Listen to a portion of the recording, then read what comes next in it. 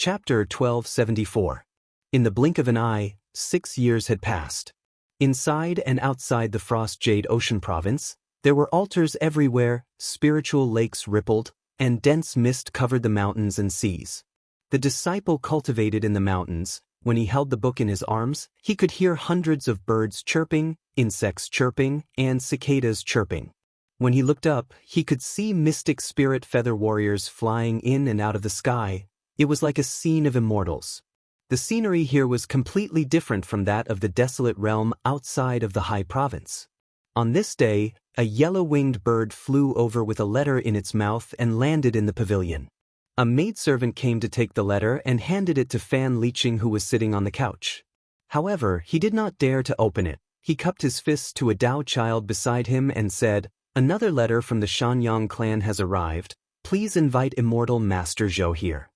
The Dao child also said politely, "Envoy, please wait for a moment, I will go now." The Dao child turned and left. Now that there was no one watching, Fan Liqing did not dare to open the letter. He just sat there obediently. After staying here for a few thoughts, he was already very clear about these cultivators' methods. He did not dare to have any other thoughts. After a while, Zhou Xian and a green-robed cultivator walked in. Fan Liqing hurriedly stepped forward to greet Zhou Xian and gave up the main seat. After Zhou Xian sat down, he handed over the letter. Zhou Xian held it in his hand, did not open it immediately, but looked at him and asked, "Until now, this letter is still coming back every 3 months. Is there no interruption?" Fan Liqing smiled bitterly, "Yes." He knew very well that after so long, not only did the clan not question it, they always spoke kindly. They probably already knew that there was something wrong with the envoy. The green-robed cultivator sneered and said disdainfully, "They just want to temporarily calm us down." Zhou Xian acted as if he didn't care at all. He said, "Both our families are well aware of this matter. Envoy Fan Li, write another letter back." He added, "This will be the last one." Fan Liqing's body trembled. "Are you going to attack the Shanyang clan?" Zhou Xian smiled. He did not deny. Fan Liqing sighed dejectedly, "I knew this day would come. I, Fan Liqing, am a sinner in the clan." The green-robed cultivator sneered and said, "However, what you said earlier is actually useless. I still can't be the sinner of the Shanyang clan. Don't think too highly of yourself, you can't shoulder the responsibility." Fan Liqing's face flushed red. These words were clearly mocking him, saying that he was not even qualified to be a traitor. His words were too harsh. Unfortunately, he was under the eaves, and he didn't want to die, so he could only endure. Only then did Zhou Xian open the letter. Just like before, it was mostly filled with pleasantries, but he read it very seriously. After a while, he showed a hint of playfulness and handed it to the green-robed cultivator, saying, "Fellow Taoist, this letter has been passed to you. Come and take a look." The green-robed cultivator took the letter. After communicating with each other for 6 years, the green-robed cultivator had learned how to use brush and ink. Moreover, he knew that the letter would eventually fall into the hands of the cultivators of the 9 continents, so he wrote it in the language of the 9 continents. He took a few glances at the letter and sneered. Compared to the previous few times, the force of the stroke is much stronger, and there is a sense of arrogance and disdain in the strokes. It's no longer as cautious and rigid as before. This means that the writer of the letter has someone to rely on, so he is much more confident than before. Zhou Xian laughed and said, "It should be the Shanyang clan that received the help of the Heavenly Ghost Tribe. That's why he became bolder. But he doesn't know that the reason why I left him hanging all these years was to prepare and wait for the Heavenly Ghost Tribe to intervene." Fan Liqing was shocked. He didn't expect the two of them to be able to see so many things from the strokes. He peeked at the letter again, but he still felt that it was no different from before. Zhou Xian put the letter away, stood up and said, "I'm going to see Grandmaster. Do you want to come along?" The green-robed cultivator shook his head and said, "I'm only in charge of miscellaneous matters. I don't know what to say in front of Meng Zhen, so I don't want to embarrass myself." Zhou Xian didn't force him. He cupped his hands and left the place, heading straight to the place where Meng Zhen was cultivating. At this moment, in the hall of Du Jin, Jiang Zheng was standing below with a well-behaved young man. He reported to Zhang Yan, who was sitting on the platform. "Teacher, disciple has brought the person." Zhang Yan glanced at him, nodded and said, "His bone structure is not bad. What's his name?" Jiang Zheng spoke on behalf of the young man. "This disciple's name is Jing Shangchuan. He has been cultivating for 5 years, and is the first among 1,000 people to open his meridians. His foundation is solid, so disciple requests permission from teacher to allow him to practice the techniques of the Taihao school." In the past few years, they had found quite a few medicinal herbs that could replace cultivation in the mountain and sea realm. However, because the realm was so vast, many precious materials were not easy to find, especially plants and vegetation. Furthermore, as the number of disciples from the various sects increased, it was clear that there wouldn't be enough to use, so they would have to grow their own plants. In order to do this, there was no sect that could compare to the Taihao school. Therefore, since a few years ago, the sects of the 9 continents had selected suitable disciples from their own race, a total of 1,000 people. After opening their meridians, they would all be prepared to practice the techniques of the Taihao school. Zhang Yan flicked his finger, and a talisman flew into the young man's forehead. "Go back and practice diligently, Taoist." The young man knelt down and respectfully kowtowed a few times. "Many thanks for the gift, Taoist master." Zhang Yan nodded slightly, then turned to Jiang Zheng and said warmly, "There are many types of plants and vegetation in the mountain and sea realm. 1,000 people is not enough. Prentice, take my orders. When you go back, you can select another 10,000 people for future use." Jiang Zheng knew how important this matter was, and that it concerned the legacies of the various sections. If it was done well, it would be a huge meritorious service. Therefore, he solemnly agreed. It was at this point that a rumbling sound could be heard from outside, which caused the mountains to shake and the earth to shake. However, not only did Zhang Yan's expression not change, even Jiang Zheng and the young man looked completely calm.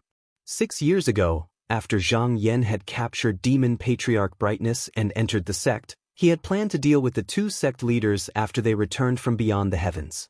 He had used the Primal Yang sect's signature treasure, the Xuanjiyang Wall, to keep Demon Patriarch Brightness under frigid Jade Sea Prefecture. However, after a period of time, Demon Patriarch Brightness would try to break through the formation, which inevitably caused some commotion. After a few years, almost everyone in the sect had gotten used to it. Zhang Yan didn't pay attention to it. After giving Jiang Zheng some advice on cultivation, he let him leave. At this time, Jing Yu delivered a letter and said, "Master, this is a letter from Meng Zhen." Zhang Yan took the letter and looked at it, then smiled and said, "The time has come, we can act." He closed his eyes and sent his spirit out to discuss with the 2 sect leaders who were gathering qi from beyond the heavens. Then he retreated and said, "Pass down my orders. Tomorrow, invite the Taoist masters of the 4 sects of the spirit sect here for a meeting." After giving the orders, he returned to the Xuanzi Sea realm to cultivate. After a few years, he had successfully broken through the 8th barrier. However, the further he went, the harder it would be to break through. But because of this, he could build a stronger foundation. If it was a cultivator who only cultivated qi, he would have stopped at this step and turned to cultivating the nascent embryo. But he had the 6th transformation body of strength path, so he didn't need to care about this. He decided to cultivate until he reached perfection before starting. The night passed, and when dawn came, Jing Yu walked in and bowed, "Master, the Taoist masters have arrived." Zhang Yan opened his eyes and slowly retracted his arcane power. Then he left the small world and came to the main hall outside. Yuan Hongyang, Xue Dingyuan, Wen Qingxiang, and Hibiko Higashi were sitting below the hall. When they saw him, they stood up and bowed. After Zhang Yan greeted the 4 of them, he invited them to take a seat and said, "I received news that the emissary of the Heavenly Ghost Tribe has arrived at the Shanyang clan. It's time for us to take action." To deal with the Shanyang clan, he couldn't just rely on Zhou Xian's judgment on paper. Before Sima Quan went to the Western Desolate Domain, he had also planted many demons in the Shanyang clan. He would be able to receive news of any changes in the Earth Abyss in time. It could be said that the Shanyang clan, from top to bottom, had no secrets to the sects of the 9 states. Yuan Hongyang and the others heard this and became spirited. Before this, they had already found out that the earth abyss where the Shanyang clan resided was also a blessed land. Not to mention the vastness of the land, more importantly, there was a large amount of turbid qi gathering there. It was a suitable place for the sects of the spirit sect to establish a foothold. Yuan Hongyang cupped his hands and said, "Spiritual Master Zhang, the 4 of us will bring along our sect's treasures this time. As long as we don't run into the likes of the demonic ancestor, there shouldn't be any problem in taking down the Shanyang clan." Because the strength of the Shanyang clan was far inferior to the Mieming bird and there were only a few demonic saints in the clan, the 4 of them were the leaders of this expedition. The other spiritual masters of the other sects wouldn't interfere. Zhang Yan said, "Although the likes of the demonic ancestor won't contribute to this battle, we still can't be careless. To ensure safety, I will order spiritual master Xian Wu to go with you." When Qingxiang said, "Then it's foolproof." Now that they had opened up a new grotto heaven, if there was any danger, they could just hide in the grotto heaven and find a way to come back later. Zhang Yan said again, "For this expedition against the Shanyang clan, the countries of the Eastern Baron have an alliance with me. They have already promised that once the cultivators of the 9 states go to war, they will also send 10 great mystic warriors to help." The countries of the Eastern Baron only had a total of over 30 great mystic warriors, which was almost a third of the strength of the 100 countries of the Eastern Baron. The reason for this was because of the alliance, and the other was that the sects of the 9 states had promised the 100 countries of the Eastern Baron that the countries that went to war could set up defensive formations in their capital cities. With the protection of this formation, the threat of the demons and beasts would be greatly reduced. How could the kings and ministers of the various countries not see the benefits? If not for the fact that they were worried about the emptiness of their countries, they would have sent all their people here. Although Yuan Hongyang and the others thought that they could suppress the Shanyang clan with just the 4 of them, they wouldn't mind having a few more troops. Moreover, once the great mystic warriors of the 100 countries of the Eastern Baron joined forces, their strength couldn't be underestimated. After discussing with the 4 for a while, Zhang Yan decided on the date of the expedition. He thought to himself, "There are 3 main tribes in the northern heavens frigid abyss. Mie Ming is dead, and the Heart Butterfly tribe has already formed an alliance with me. After we defeat the Shanyang clan, there won't be any other tribes in the northern heavens frigid abyss that can fight against the sects of the 9 states. After that, we can focus on dealing with the Heavenly Ghost tribe." Chapter 1275. The sects of the 9 states decided to attack the Shanyang clan, and the countries of the East Baron received the message. In order to show their loyalty as allies, and in order to quickly build the restriction formation in the capital city, the various countries moved extremely quickly. About a month later, 10 great mystic cultivators led by Gong Xuanzhao set off from the eastern wilderness country. The attack on the Shanyang clan was not an open attack, but a sneak attack. Therefore, the 10 great mystic cultivators used the flying boat that the Qinsong school gave them to jump into the sky and covered their tracks with clouds. They planned to meet up with the people from the 9 states at the agreed place, and then kill their way into the abyss. However, the southwest of the northern cold abyss was very far from here. Even if the boat flew as fast as lightning, it would take at least 3 months to reach there. In the cabin of the boat, Gong Zunzao pointed with his finger, and a pearl flew out from the center of his brows. When it reached the top of his head, it turned into a ray of light and fell down. Mystic qi covered his body, and spots of light spiraled like feathers. He used his spiritual opportunity, and the light trembled and turned back into a pearl. Then, it spiraled down and entered the acupoints of his body. He felt it, and as long as he wanted to, he could summon this treasure anytime and anywhere. He nodded in satisfaction. The treasure that he refined was given to a great mystic cultivator that he was on good terms with, and this treasure was exchanged from a small sect in the 9 states by the disciples of his clan using many precious materials. He had long realized that sects like the Qinsong school and the Shaoqing school were powerful, but they were not as easy to deal with as the small sections. These small sects also knew a thing or two about refining weapons, formations, and elixirs. Although they were not willing to teach them, as long as they brought enough precious materials, they could exchange for anything they wanted. Although what he knew was not very profound, it was enough for the 100 countries of the East Barren country. Unfortunately, treasures needed mana to be used, and he did not have mana, so he could only use the spiritual opportunity of heaven and earth with his blood chi. If he were to use it to attack, it would be difficult for him to hit his opponent. Thus, he might as well make a defensive treasure for himself. With this treasure, his battle prowess would increase by at least 30%. As he was practicing this magic treasure, a personal attendant walked in and bowed, saying, "Yu-ji, Gongziyu has brought the Shuhua Kingdom's great mystic scholar for a visit." Gong Xuan shrugged. Shuhua was also one of the 6 great kingdoms.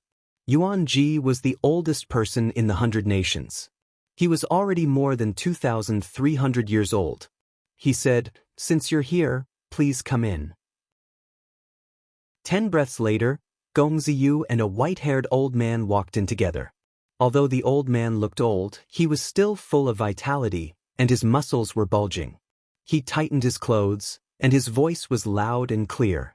"Gongjiue, you and I haven't met for 500 years since the Qinshan conference, right?" Gong Xianzhao thought of the past and also sighed. "Yes, 500 years have passed in a hurry, but the 100 countries of the Eastern Barrens still haven't expelled Shaoren." The Shaoren he mentioned. They were the largest unusual species tribe in the northwest. The people in the tribe were all about 10 feet tall, with 1 eye and 4 arms. Not only could they run as fast as they could, but their bodies were also made of copper skin and iron bones. Normal swords and spears couldn't hurt them, and there were 4 people like Demon Saint in the tribe. Even if the Eastern Barren Kingdom fought against them alone, they wouldn't have an absolute chance of winning. Back then, this tribe invaded the 100 countries of the Eastern Barren Kingdom, and the northern countries met. Just now, they were chased out together. Gongziyu smiled and said, "Both of you, in the past, the mystic scholars in the country could only defend the cities and fight. Now, it's different. As long as all the cities have those restrictive formations, they won't have to worry about the rear. Then we can send out all the soldiers of the country to wipe out this generation of unusual species." Yuan Ji said in a low voice, "That's right. Now that I have the help of the flying ships, I can carry more than 10,000 mystic scholars to the top of these unusual species in 10 days. These people won't be able to act recklessly in the future." At this point, he sighed and said regretfully, "I'll be able to see the countries of humanity reclaim the lost land of the Eastern Barren Kingdom when I was young and rebuild the divine nation. However, I'm already old and don't have much time left. I'm afraid I won't be able to see that day." Gongzi Zhao knew that the divine nation Yuan Ji was talking about was not the Eastern Barren Kingdom of today, but the Eastern Barren Kingdom from 7,000 years ago. Thinking of the glory of the divine nation in the past, he felt sad. Yuan Ji said, "I heard that Gong Jiue is on good terms with the cultivators from beyond the sky?" Gongzi Zhao said in a low voice, "Not exactly, but we each take what we need."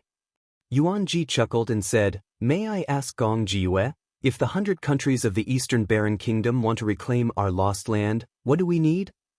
Gongzi Zhao thought for a while and said, "Of course it's the hundreds of thousands of mystic scholars in the 100 countries."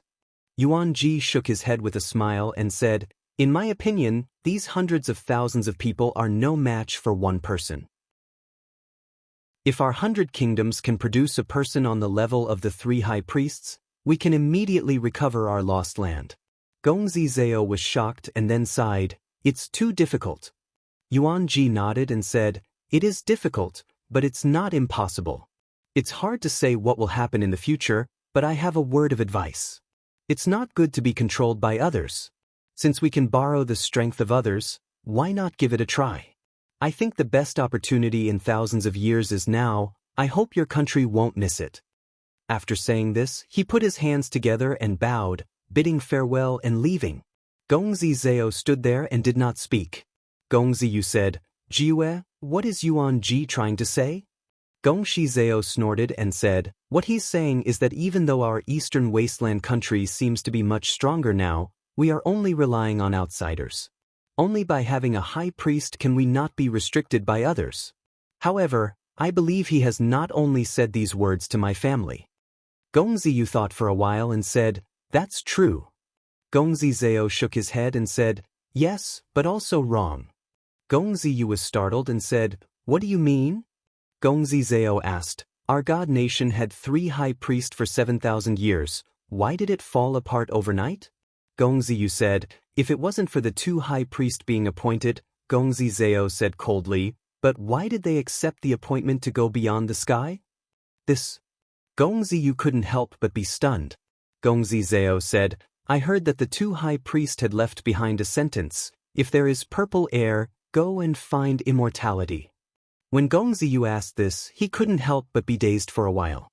He carefully thought about it and could actually feel a sense of transcendence and freedom. Gongzi Zhao sighed and said, "Actually, the reason is quite simple. When those 2 reach that step, they probably don't care about the rise and fall of the human world. What's left is only the great Tao. How can a small pool swim like a dragon? I originally thought that as long as there is another high priest, the countries of human path can return to their former glory. I didn't know that a person like the high priest would not do things according to your wishes. The scenery at the foot of the mountain and the peak is very different." Gongziyu said, "Then, what should I do?" Gongzi Zhao said, "You don't have to do anything, and you don't have to care about Yuanji. As long as you maintain the current situation, you won't suffer any losses." Gongziyu nodded and said, "I understand, but that Yuanji doesn't have many years left to live." Gongzi Zhao made a sound of agreement. He could naturally see that Yuanji was old and weak, but his blood qi was so strong. This situation was extremely illogical. A great xianshi should be able to release and retract his own blood qi at will, and it couldn't be filled for long. If it was so obvious, once the blood qi subsided, it couldn't be held back anymore. Obviously, he was not far from death. Gongziyu said, "I heard that he should have died a few years ago." Later, he exchanged a life-prolonging panacea from the cultivators of the 9 continents at a great price. You thought that this time, he was determined to die so that he could leave some legacy for his descendants. But this is still better than dying of old age on the bed. Gongzi Zhao, however, was moved and said, "Oh, there's actually something that can prolong one's life. I wonder how many years this panacea can prolong one's life?" His lifespan was also not small, and he also wanted to prolong it. Originally, the world was like a pool of stagnant water, and the countries of humanity were struggling bitterly, always worried that one day the country would be destroyed. But now, with the addition of the cultivators from beyond the heavens, the 4 territories and 4 territories were all stirred up, so he naturally wanted to live a little longer. Gongziyu replied, "I heard that it can prolong one's life by 7 to 8 years, and one person can only use it once." Gongzi Zhao was instantly disappointed. 7 to 8 years was useless to him, but on second thought, if there was something that could prolong one's life by 3 years, there might be something that could prolong one's life even more, so he could ask someone to inquire about it. But when he thought of this, he secretly sighed. The cultivators of the 9 continents really had a lot of good things, but to exchange for them, the price was not small. He was the one who worshipped the moon for the country, especially some rare treasures that could only be found in the tribes of the different races. He also made up his mind and thought, now that the East Barren country has the help of these people, its strength is not what it used to be. After attacking the Mountain Sun clan, I might as well destroy those few tribes on the way back, so that it will be convenient for us to collect the spiritual treasures. After traveling for more than 100 days, the spiritual boat finally reached the entrance of the Earth Abyss. Seeing that the cultivators of the 9 continents had not arrived, Gongzi Zhao and the others stopped the flying boat in the sky, still covered by the clouds. About 2 to 3 days later, another flying boat also flew over from the west. This was the arrival of the people of the Heart Butterfly tribe. This tribe had fought with the East Barren country for thousands of years, and their vitality was greatly damaged. They had not recovered until now, so they were still not as strong as the Mountain Sun clan. There were only 5 demon saints in the tribe. This time, they favored the sects of the 9 continents, but there were 3 of them. Because they did not have any friendship with the countries of the East Barren country, and there were some grudges between them, the two sides did not greet each other and stayed far away. After waiting for another half a day, a cloud moved over the sky of the earth abyss, and as it gradually dispersed, a cloud raft that was 10,000 feet in size was revealed. On it stood 5 cultivators from beyond the heavens surrounded by spiritual lights, and their breaths were obscure and unpredictable. Whether it was the elder of the heart butterfly tribe or the grand mystic cultivators of the East Barren country, they were all shocked when they saw them. These 5 people came close without a sound, and none of them actually noticed it. When they were about to come out and greet them, they heard a low voice in their ears, "Fellow Taoists, to avoid revealing your whereabouts, stay where you are and don't move recklessly." Hearing this, the two sides immediately stopped thinking about it. In the cloud raft, Yuan Hongyang looked at the turbid whirlpool below and said in a low voice, "That turbulence is the turbid barrier. If I want to force my way in, it is not difficult, but it will alarm the people inside. So, please calm down for a moment," sect leader Shui. Shui Dingyuan bowed, and with a shake of his body he released 6 doppelgangers and went down together. Chapter 1276. In the spiritual boat, a young man in a loose robe with a tall collar and a green vine embroidered on his neck was lying on his side. He was reading a jade slip intently with his eyes fixed on it. This was the highest-ranking person in the Heart Butterfly tribe, Elder Yu Tao. Regardless of age, the people of the Heart Butterfly tribe were all young and handsome. Many of them looked very similar, and the only way to tell them apart was by the tattoos on their bodies. Anyone who could recognize him would be able to tell that he was from the main branch of the Heart Butterfly tribe, the 3rd son of the matriarch, from the number of thorns on his vines, the height of his leaves, and the number of loops. Suddenly, he let out a sigh of regret. This refining technique is very profound, but it relies on the use of spiritual opportunities. Our Heart Butterfly tribe relies on refining our qi and blood to improve our abilities. This technique is incomplete, and even if we could obtain the complete one, we wouldn't be able to cultivate it. It was a divine weapon forging technique, and although it was incomplete, it was still extremely rare. However, in the mountain and sea realm, other than the plant and vegetation fairies, the outsider demons and devils relied on blood qi as their foundation. Only those who had not yet begun to practice such a Tao would be able to attempt it. Yu Qiongju said, "Elder, I heard that the Eastern Wasteland nation has already sent their children to frigid Jade Sea Prefecture to learn the techniques of the 9 continents. Why doesn't our Heart Butterfly tribe do the same?" Yu Tao looked at the other 2 elders and saw that they were expressionless. He looked away and said, "That will have to wait until after the battle. Just now will be more convincing." As he spoke, an attendant came over and said, "Elder Tao, the cultivators of the 9 continents are moving." Yu Tao immediately put down the jade slip and walked to the side of the boat to look down. Because the sects of the 9 continents had destroyed the Ming clan, the Heart Butterfly tribe was worried that they would follow in their footsteps. In order to protect themselves, they had come to form an alliance. However, up until now, only the juniors of the 2 clans had interacted with each other. The truly important people had never met, so they didn't know much about each other. Now that they saw the cultivators of the 9 continents moving, they naturally wanted to see what kind of abilities they had. His gaze swept over them. He saw Shui Dingyuan's 6 clones appear above the cloudy barrier. He couldn't help but exclaim in surprise. He could see the faces of the 6 of them. Even the aura was exactly the same. This was a rather brilliant cloning divine ability. There were many cloning techniques in the Heart Butterfly tribe, but it was impossible for them to be as powerful as the other parties, each one of them being as powerful as the other. He asked, "Qiongju, do you know who this person is?" Yu Qiongju replied, "Elder, the extraterrestrial cultivators are divided into 2 major families, Xian and Ling. This is Taoist Master Shui from the Ling sect." Yu Tao nodded, sighed and said, "With such a powerful transformation ability, he can defeat several of us at once." As soon as he said this, a voice beside him said coldly, "I'm afraid not." The one who spoke was a young man with a cold face. The vine drawn on the left side of his face was very similar to Yu Tao's, but there were a few fewer leaves. Because of this, the status of the two could be distinguished. Yu Tao looked over. "Oh, I wonder if Elder Chan has any brilliant ideas?" Yu Chan said coldly, "No matter how powerful a divine ability is in this world, it has its flaws.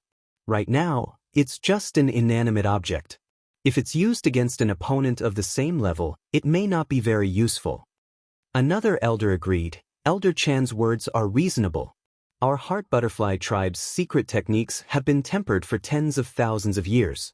Although there aren't many variations, there aren't many flaws. If our clansmen abandon our tribe's techniques and don't learn them, we will be punished. If our clansmen abandon our clan's techniques and turn to other techniques, they will be neglecting the essentials." Hearing this, Yu Cheongju knew that these two people were belittling the techniques of the 9 continents, but in fact, they were just making a fuss. She was about to refute what she said just now, but was stopped by Yu Tao's gaze. He smiled and said, "Whether it's true or not, we'll wait and see." Xueding Yuan's 6 clones arrived above the cloudy Yin barrier, each standing in a position. Then, they took out an incantation gesture at the same time. The 6 heavenly abode cultivators of the same origin and technique exerted their power together. The cloudy Yin barrier was originally spinning like a whirlpool, but under the suppression of the 6 clones' power, it stopped for a moment. It was also at this moment that Xueding Yuan's true body turned into a beam of light and penetrated the barrier. Then, he shook his sleeve and released the great spiritual monument of heart and mind return. He gently pressed his hand on it, and the monument shone brightly. A gust of Shin Qi gushed out from it and changed into the appearance of the cloudy Yin barrier. As for the real cloudy Yin barrier, it was gradually pushed to the side by his power, and in the blink of an eye, he had replaced it. Just a few breaths after he finished this action, a face appeared out of nowhere. It looked around for a moment, and after seeing that everything was the same as before, it quickly disappeared.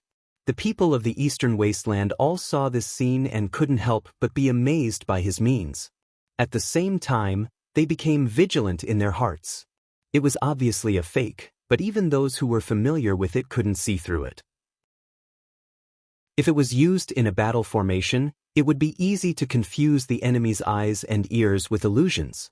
Gong Ziyu said, "Just now, although the movement was small, it might cause the Shanyang clan to be vigilant. Isn't this a little inappropriate?" Gong Zizeo said, "Then do you think that the guard will report this matter?" Gong Ziyu thought carefully and said, "Yes, I was too worried and confused. The Shanyang clan is very strict and orderly. If the guard doesn't have full confidence, he probably won't report it in order to avoid being scolded and punished by the higher-ups." Gong Zizeo said, "These cultivators from beyond the heavens are very cautious. They should have already considered this matter." In fact, both of them guessed wrongly. This was not an oversight. Even the smallest mistake could cause a great disaster. How could the 9 continents dare to let it go? Earlier, they had already found out that this turbid Yin barrier could absorb the vitality of living beings. There would always be some powerful demons that passed by that would be dragged into it. Every time this happened, there would be a slight pause. This little change wouldn't attract much attention. It was also because of this that the person just now left after a cursory inspection and didn't investigate further. Yuan Hongyang saw that the Qi barrier had been broken and there were no more obstacles on the way forward. He transmitted his voice and said, "Everyone, please come to the raft first. We have something to discuss." Yu Tao thought for a while and said, "Let's go and see what these cultivators from beyond the heavens have to say." He flew out of the spiritual boat, and the 2 elders behind him followed. Soon, they arrived on the cloud raft that the cultivators from the spiritual gate were on. At the same time, the 10 grand mystic cultivators of the eastern wasteland also arrived. Seeing that everyone had arrived, Yuan Hongyang cupped his hands and bowed. The people from both sides quickly returned the greeting. After the greeting, Yuan Hong didn't waste any more time and said, "Everyone, before we start, I have to make one thing clear. The Shanyang clan isn't easy to deal with, so I need you to listen to my arrangements. Do you have any objections?" Gong Zizeo looked around and cupped his hands, saying, "We are willing to listen to your arrangements." The countries behind them were waiting for the people from the 9 continents to come and build the formation restriction. Since they had a request, they naturally wouldn't refuse him. Yu Tao lowered his head and thought for a while, then said seriously, "We, the Heart Butterfly tribe, are here to help you. If you need anything, just tell us. The 3 of us won't refuse." The 2 elders behind him didn't say a word. They were the conservative side of the tribe. Although they didn't hide their relationship with the cultivators from the 9 continents, they knew the importance of looking at the big picture. Yuan Hongyang nodded to Wen Qingxiang, who stood out and said, "Everyone, in the Shanyang clan, excluding Zhu Qi who has been killed, there are 7 elders left. Because the Earth Abyss is so vast, these 7 people don't gather in one place. They only live in different palaces and communicate with each other through supernatural powers. Therefore, we need to attack them separately. Among them, we need to pay special attention to Fan Li Yu of the Fanli tribe. There is a strange insect in the depths of the Earth Abyss called Wu Bu. Every month, it will come out from the depths of the Earth Abyss and devour metal, stone, grass, and wood. It is a great threat to the Shanyang clan. In order to suppress this demon insect, this person took over the body of the insect king long ago and made the insects listen to him. If he is killed, these demon insects will definitely rush to the surface and destroy the mountains and rivers of the Earth Abyss. Then what we will receive will only be a piece of land. Therefore, we need to suppress him first." The Heart Butterfly tribe and the mystic cultivators from the East Baron frowned. It wasn't difficult for them to kill this elder Shanyang, but to prevent the insects from coming out at the same time, no one had the confidence to do so. Seeing that no one from the 2 clans responded, Yuan Hongyang looked to the side and said, "Dong Jin, my friend, you will take care of this person." Hibiko Higashi nodded lightly, indicating that she understood. To her, as long as she refined this person into the spirit banner after he was defeated, all the problems would be solved. When Qingxiang said, "Next, we need to pay attention to the elder of the Du tribe, Bai Han. This person has cultivated a godly art. As long as there is a bloodline of the same origin in the tribe, they can live in his body. Who among you can kill this person?" The mystic cultivators from the East Baron nation were still silent. They were confident that they could kill a demon saint, but who knew how many people this person had? Unless they killed this person's descendants first. But here came the problem. Even if they could destroy all the living beings in the Earth Abyss, who knew if there was a blood-wish descendant hidden outside? But this time, Yu Tao stood out and bowed, saying, "If you trust the Heart Butterfly tribe, you can leave this person to the 3 of us." Yuan Hongyang glanced at him and nodded, "Then I'll have to trouble you, fellow Taoist." Seeing this, when Qingxiang continued, "The last person we need to be wary of is the leader of the Shanyang clan, Zhu Yu. This person is 1,000 years older than great sage Qin Jin. He has been refining his blood and qi in the underground fire all year round. It is rumored that he has already entered the realm of reality. Beside him, there is a high possibility that Elder Zhu Wu is the strongest warrior of the Shanyang clan. He has the ability to carry mountains and move lands. He will not be easy to deal with." Shui Dingyuan cupped his hands and said, "There's no harm in handing these 2 over to me and my disciple to deal with." When Qingxiang said, "Headmaster Shui has the highest cultivation among the 5 of us. Together with Zhenren Wei, it shouldn't be difficult to deal with these 2. However, there is another messenger from Heavenly Ghost tribe besides the Shanyang clan elder. But this person lives in seclusion and has never seen anyone except Clan Lord Zhu Yu. So we can't find out the specific details yet." The mystic cultivators from East Baron felt that they could no longer retreat. After a brief discussion, Gong Kunzeo stood out and cupped his hands. "Zhenren Yuan, why don't you let us handle this person?"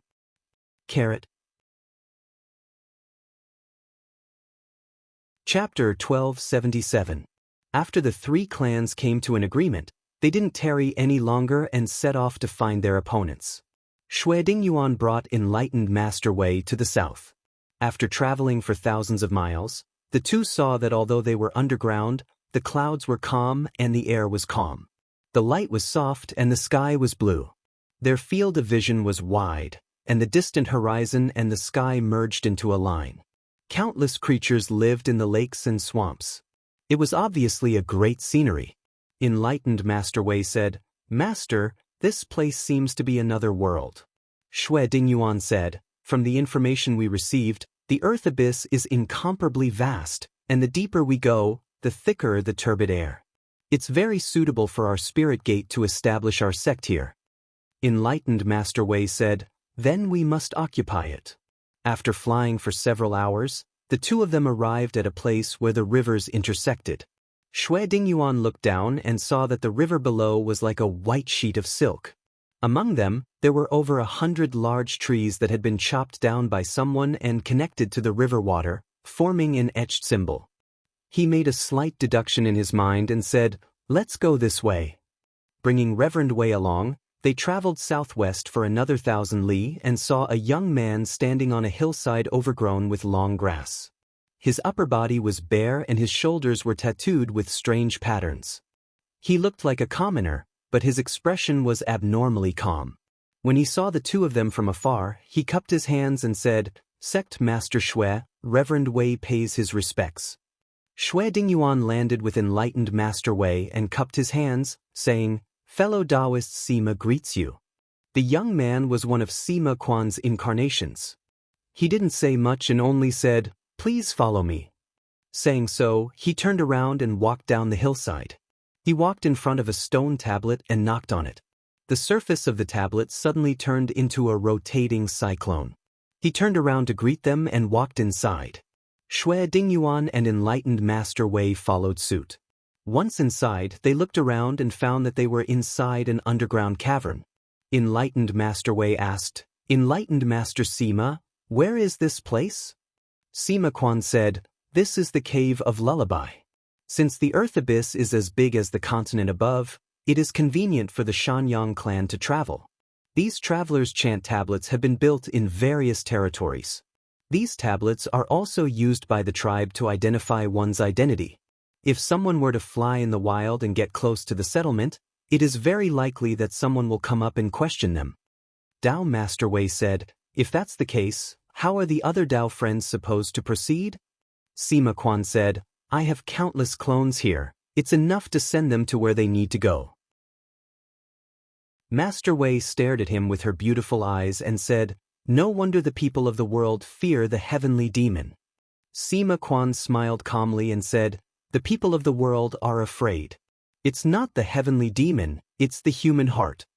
He led the two of them forward for another mile and arrived in front of another traveler's chant tablet.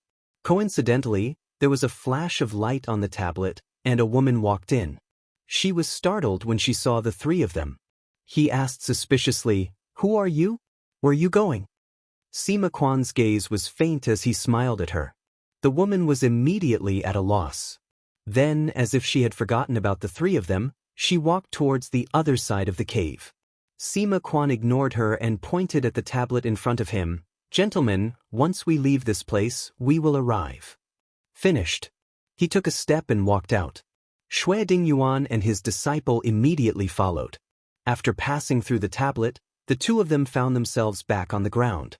There was a huge settlement in front of them, and the buildings were built along the mountain. The mountain was low and gentle, and at the highest point, there was a magnificent palace city. Sima Quan explained, "This is one of the 13 palaces of the Zhu clan. It's said that it's modeled after the Heavenly Ghost's Heavenly Flash Palace. However, the Heavenly Ghost clan has 1,968 palaces. If the Shanyang clan wants to compare, I'm afraid they will have to put in more effort." Shui Dingyuan said, "Does the Shanyang clan's Zhuyu live here?" Sima Quan said, "Zhuyu Zhu's roaming is erratic, but he usually roams around these 13 palaces. If nothing goes wrong, he will be here in about a few hours. When the time comes, it will be up to the two of you to decide whether to fight outside or inside the palace." Dao Master Wei suddenly said, "Since Dao Master Sima is so capable, can you help us later?" Sima Quan laughed and said, "My real body is in the Western Desolate Domain.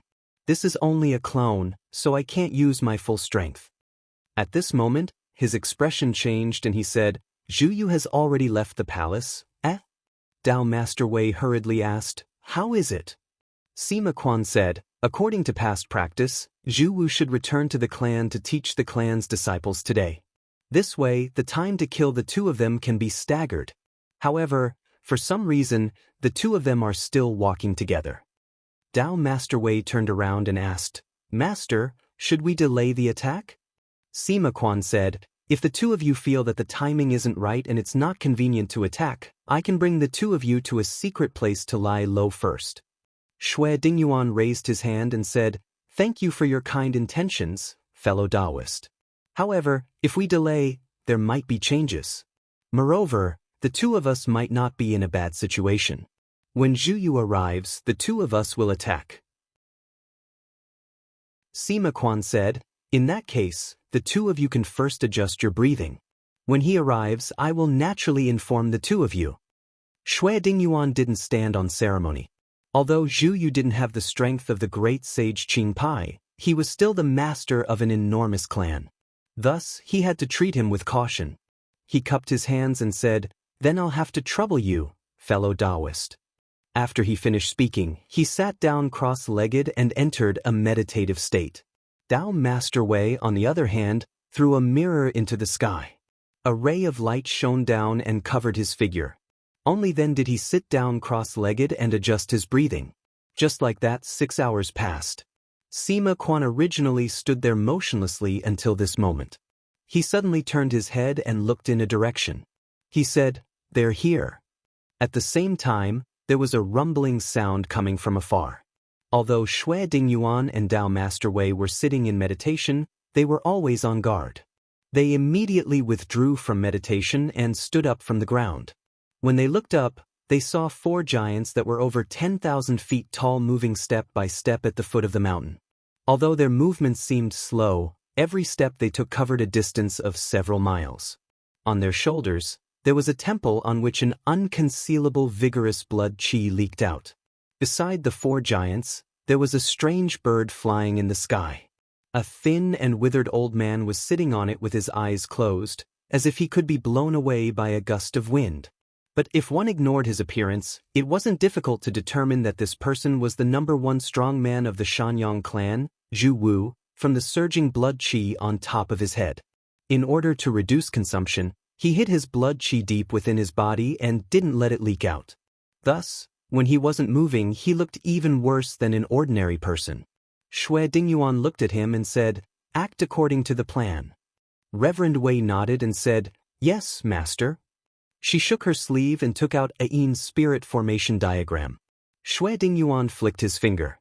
In an instant, the surrounding 10,000 miles were shrouded by an obscure fog. "Who dares to cause trouble in my Shanyang clan?" Along with an extremely domineering voice, a tall man with short hair and a long beard charged out from the palace. He was dressed in luxurious clothes and had golden earrings on his ears. He was the Shanyang clan's patriarch, Zhu Yu. He looked around and saw that he was surrounded by a dense fog. He let out a loud roar and his blood energy surged out. With a loud bang, the fog was pushed away, and the 4 giants under his feet couldn't help but let out pained cries. It was as if a mountain was suddenly pressing down on their backs, and they were all pressed to the ground. However, when the Ain spirit formation diagram in the sky received this strand of aura, it suddenly turned and an old man who looked somewhat similar to him emerged from it. However, his eyes were sinister and his blood qi was even more powerful than his own. Zhu Yu said in surprise, "Father Wang?" The person who came out was the previous clan master, Zhu Dan, who had passed away thousands of years ago. He immediately came to his senses and sneered, "A mere illusion dares to show off in front of me." The blood qi and qi on his head turned into a tornado and pounced forward. Not only did the old man not dodge, he opened his arms and raised his head. He sucked hard and actually swallowed the blood qi and qi. His slightly shriveled body swelled up again. When Zhu Yu saw this scene, he could not help but be greatly shocked. There were many people who could neutralize his blood qi attack, but he couldn't think of anyone else who could swallow it in one gulp other than those of the same blood. He couldn't help but feel shaken. Could it be that this isn't an illusion, but Father Wang coming back to life? At the same time, Sima Quan's other clone brought Gongshi Zhao and the others to a temple filled with black rocks. He said, "Fellow Taoists, if we go up, we will reach the residence of the Heavenly Ghost Clan's emissary. It's inconvenient for me to go up, so I'll take my leave now." After Sima Quan left, a young great mystic cultivator with a head full of white hair said, "I was wondering why you were so clear about the internal situation of the Shanyang clan. Turns out you've already bribed the people in the clan." Gongshi Zhao didn't reply, but looked up the mountain and said, "Something's wrong here." Yuan Ji also said, "Just now when we came here, we didn't even see a single person along the way. It's indeed strange." The white-haired great mystic cultivator didn't think much of it and said, "There are 5 of us here. As long as the demon ancestor isn't here, even if the 7 elders of the Shanyang clan are here, we might still be able to fight." Just as he finished speaking, a voice sounded, "Since you're speaking so boldly, you must have some skills. Then, let me have a taste of your skills." The door of the temple opened and a handsome young man walked out. Even though he had a smile on his face, he couldn't conceal the arrogance that emanated from his bones. Gongshi Zhao frowned. The moment this person came out, he gave him an extremely familiar feeling, but he couldn't be sure. The young man raised his hand and bowed, saying, "I'm Lian Ji. Greetings, fellow Taoists. Since you're here," he looked up and said coldly, "then all of you can stay." Gongshi Zhao suddenly came to a realization. Whether it was the color of his clothes or the way he behaved, there were some similarities between him and the cultivators of the 9 continents. He immediately flew backward and summoned the protective pearl from his body at the same time. In that instant, a crimson light flashed before his eyes, and his body trembled. Then, as if he had broken free from a swamp, his vision became clear again. When he looked again, he saw that aside from him, the other 4 people were covered in a spirit-like barrier. He said in shock, "Talisman?" At the same time, he was shocked. How can the people of the Heavenly Ghost tribe use a talisman that only the cultivators of the outer heavens can use? Chapter 1278. Within the underground palace, Hibiko Higashi floated in midair. With a wave of her hand, a treasure banner flew up from below. It turned into a small light and landed on her palm before disappearing. "Please search, product %, to see the most complete. Visit my novel / At this moment, a strange worm that was about 10 feet long and had a thick body appeared on the surface of the ground. The hard shell on the surface of the worm shone with an unusually bright black-gold color. The 2 antennae in front of it were tall and majestic, and there were 2 huge pincers on both sides of its body. Its short tail was hooked tightly to the ground, and it looked ferocious and wild. This was the Shanyang clan elder Li Fanliu. She had taken over the body of the Worm King, which was why she looked like this. However, she had already lost her nature. Hibiko Higashi didn't spend much effort to deal with this person. Under the magical treasures of the Jioling sect, she didn't even last for a few rounds before she was killed. However, the troublesome matter was yet to come. Fan Liu was in charge of guarding the entrance of this level. Even the Shanyang clan didn't know what it looked like below. They only knew that there was an endless amount of ferocious worms. Now that Fan Liu, who was replacing the Worm King, was dead, the large swarm of worms started to move restlessly and instinctively rushed up to the surface. Dong Jin 79, M.Z. did not make his move immediately, but continued to read. Based on the information given by Sima Quan, these worms were just ordinary demonic worms. However, because there was no end to them, even the Shanyang clan couldn't do anything about them and could only send people to guard this place.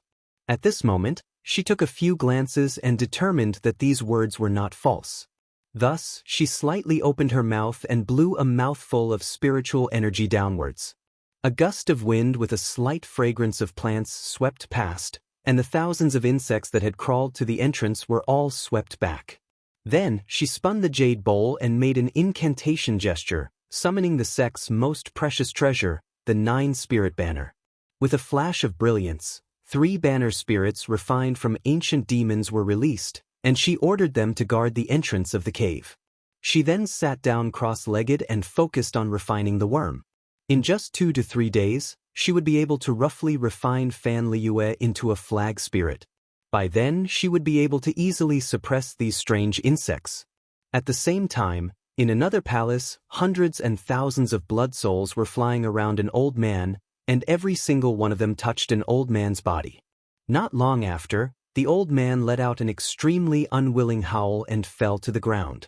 The blood souls swarmed over and devoured all of his flesh and soul. The blood light on his body faintly grew stronger. At Wen Qingxiang's command, all the blood souls turned into beams of blood light and returned to his body. The divine abilities and cultivation methods of the Blood Soul sect were extremely effective against the Tao of blood energy. Under his suppression, the Shanyang clan's elder didn't have any ability to resist.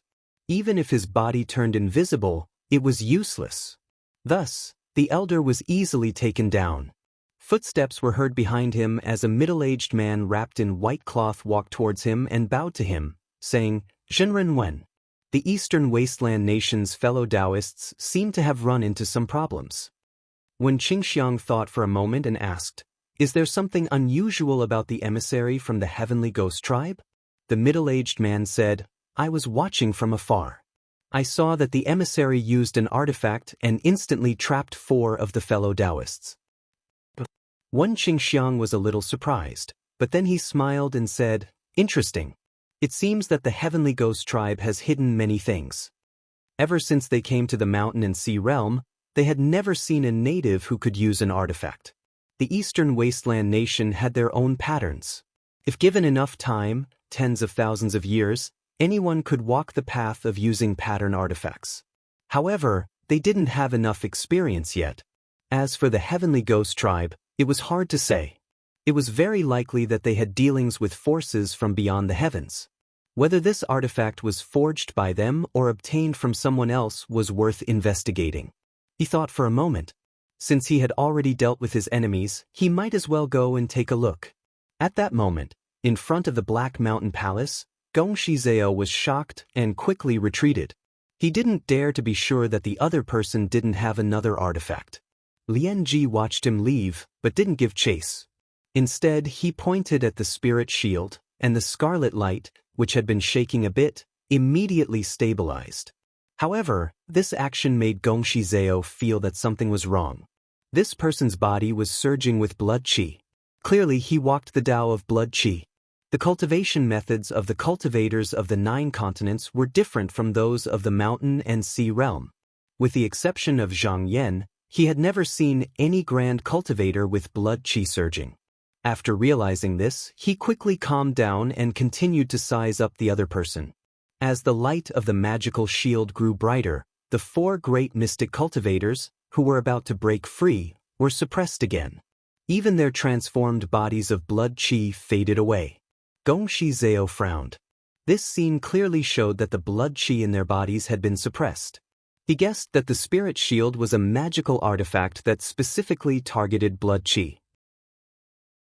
Perhaps it was because of this that he could easily escape from it just now with the power of a protective magical artifact. After thinking this through, his original fear disappeared. He stimulated his blood qi and immediately transformed into a golden bird as large as a mountain.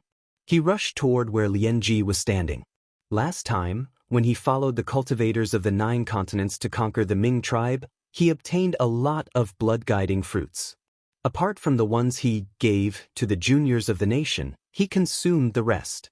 After eliminating Great Sage Green Melon, he obtained a lot of bloodstones.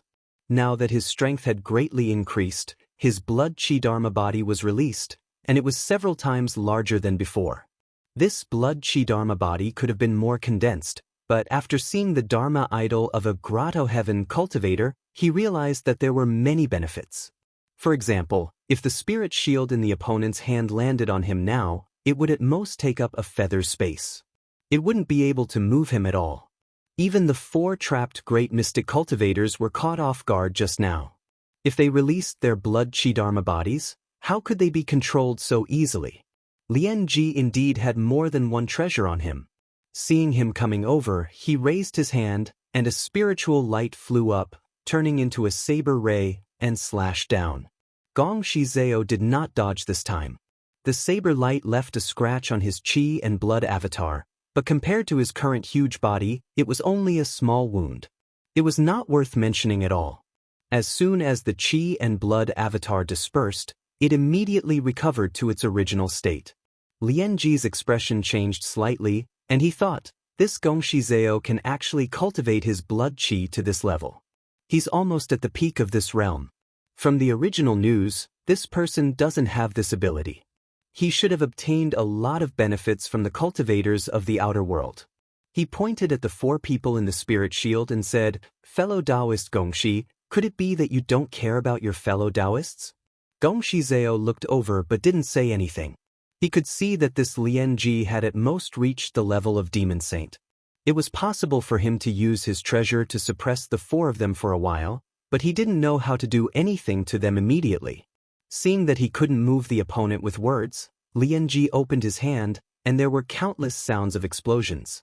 Countless black holes appeared in the sky, and they kept expanding as if they were going to swallow everything. Gongshi Zhao sensed the danger, so he flapped his wings and went around it. Just as he wanted to rush over from the side, Lian Ji pushed his hand forward again, and an invisible barrier appeared in the sky out of nowhere. He crashed into it head-on, and there was a loud bang. He actually couldn't break through it, and he couldn't help but be shocked. Lian Ji said leisurely, fellow Taoist Gongshi, don't waste your energy. This is the refined sex technique, the falling through air. It's comparable to the 9 deaths technique that destroyed the Ming clan. As long as I don't want you to, you won't be able to get close to me. Gongshi Zhao didn't believe it. Based on his knowledge, even if this technique was really that magical, it should consume a lot of blood chi. The opponent's blood chi couldn't be endless, and if they continued to clash like this, the opponent would be the first to collapse. Lian Ji seemed to have seen through his plan, but he didn't seem to be impatient at all. He laughed and said, fellow Taoist Gongshi, I've long heard of your name, and I know that you are a rare person who understands the current situation. You are originally a creature of this world, so why do you want to mix with those cultivators from the outer world? If you are willing to submit to my heavenly ghost tribe, whatever those cultivators can give you, my heavenly ghost tribe can also give you. Gongshi Zhao sneered and said, I am the descendant of the Eastern Wasteland Divine Kingdom's Gong clan, and you are only a strange race. How dare you ask me to submit to you? Lian Ji shook his head and said, fellow Taoist Gongshi, you are wrong. You live in a corner, so your vision is too narrow. If you have the chance to go to the outer world and see a wider world, you won't say such words. Gongshi Zhao sneered and said, since you said that, could it be that you have been there before? Lian Ji smiled mysteriously and said, I haven't been there, but someone in my tribe has been there. If you can submit to us, you may have the chance. Gongshi Zhao was a little startled, then his tone became tough again. No matter what you say, it's useless. We are allies with the cultivators of the 9 continents. Since the establishment of the Eastern Wasteland, we have never betrayed our alliance. Lian Ji showed a regretful expression and sighed, what a pity. In the past tens of thousands of years, all outsiders have been defeated or killed by our heavenly ghost tribe. This time will not be an exception. If your Eastern Wasteland nation gets involved in this mess, it will be hard to avoid the destruction of your nation. While looking at the barrier, Gongshi Zhao said coldly, my country of humanity has stood in the Eastern Wasteland for more than 10,000 years. How can it be destroyed just because you say so? Lian Ji laughed and said, fellow Taoist Gongshi, you are too arrogant. If Gongshi Zhao didn't have an agreement with my heavenly ghost tribe to take the initiative to defeat the enemies from the outer world in exchange for 10,000 years of peace for your Eastern Wasteland countries, how could you have survived until now? What? Hearing this, Gongshi Zhao couldn't help but be shocked. Then, his face darkened and he said, do you think I will believe this? Lian Ji smiled faintly and said, it doesn't matter if you believe it or not. After I take you down, I will naturally capture the cultivators of the 9 continents who invaded here and send them to my ancestral tribe to sacrifice to my ancestors. As soon as he finished speaking, he heard an indifferent voice, what a big tone you have. If that's the case, then let I fight you for a while. Lian Ji was startled and turned around. He didn't know when, but a yellow-robed Taoist was already standing not far behind him. Under his feet, a long yellow river was churning, and there were countless ferocious demons roaring up and down, as if they were about to rush out.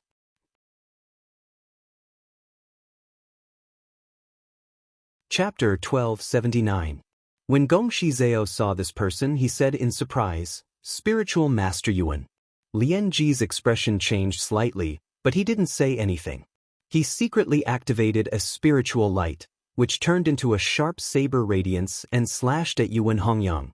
Yuan Hongyang's expression was indifferent as he stood there motionlessly. However, the saber light seemed to have slashed through nothingness as it passed through his cheek without causing the slightest bit of damage. Lian Ji's pupils shrank. Yuan Hongyang shifted his gaze and said calmly, "Originally, I saw you using a magic treasure, and it was quite impressive. However, this move of yours has exposed your shallow foundation." Hearing this, Lian Ji couldn't help but feel embarrassed. He shouted, "You must be the cultivator from the 9 continents. Who doesn't know how to bluff? How can you see through my foundation? Heavenly Ghost Tribe has dealt with many people like you who have fallen from outer space, but I don't mind adding you to the list." He dared to say this because he had the confidence. In order to deal with the cultivators from beyond the heavens, he had brought a lot of treasures this time. At this moment, he reached out and took out a spirit bead. He threw it into the sky. After it flew up, it immediately released a brilliant light, illuminating the haze below and illuminating the remote corner. This treasure could find the place with the most spiritual vigor. Lian Ji wanted to find the real body of Yuan Hongyang, so he used a method to make it. However, when he shone it down, he found that there was nothing unusual in the surroundings. Could it be that this person mixed his aura and spiritual vigor into the surroundings? He thought and then snorted, "Even so, I still have a way to deal with you." He released his qi and blood, and with just a guide, he mobilized a large mass of spiritual vigor. After a short while, the black rock mountain under his feet emitted circles of colorful light. Soon it spread far and wide. This mountain was also a treasure. It was not born in the abyss. Instead, it was obtained by the Heavenly Ghost Tribe from an outsider. Because he didn't know how to use it, he moved it from the Western Absolute Domain to here with the help of a mass of pure sky.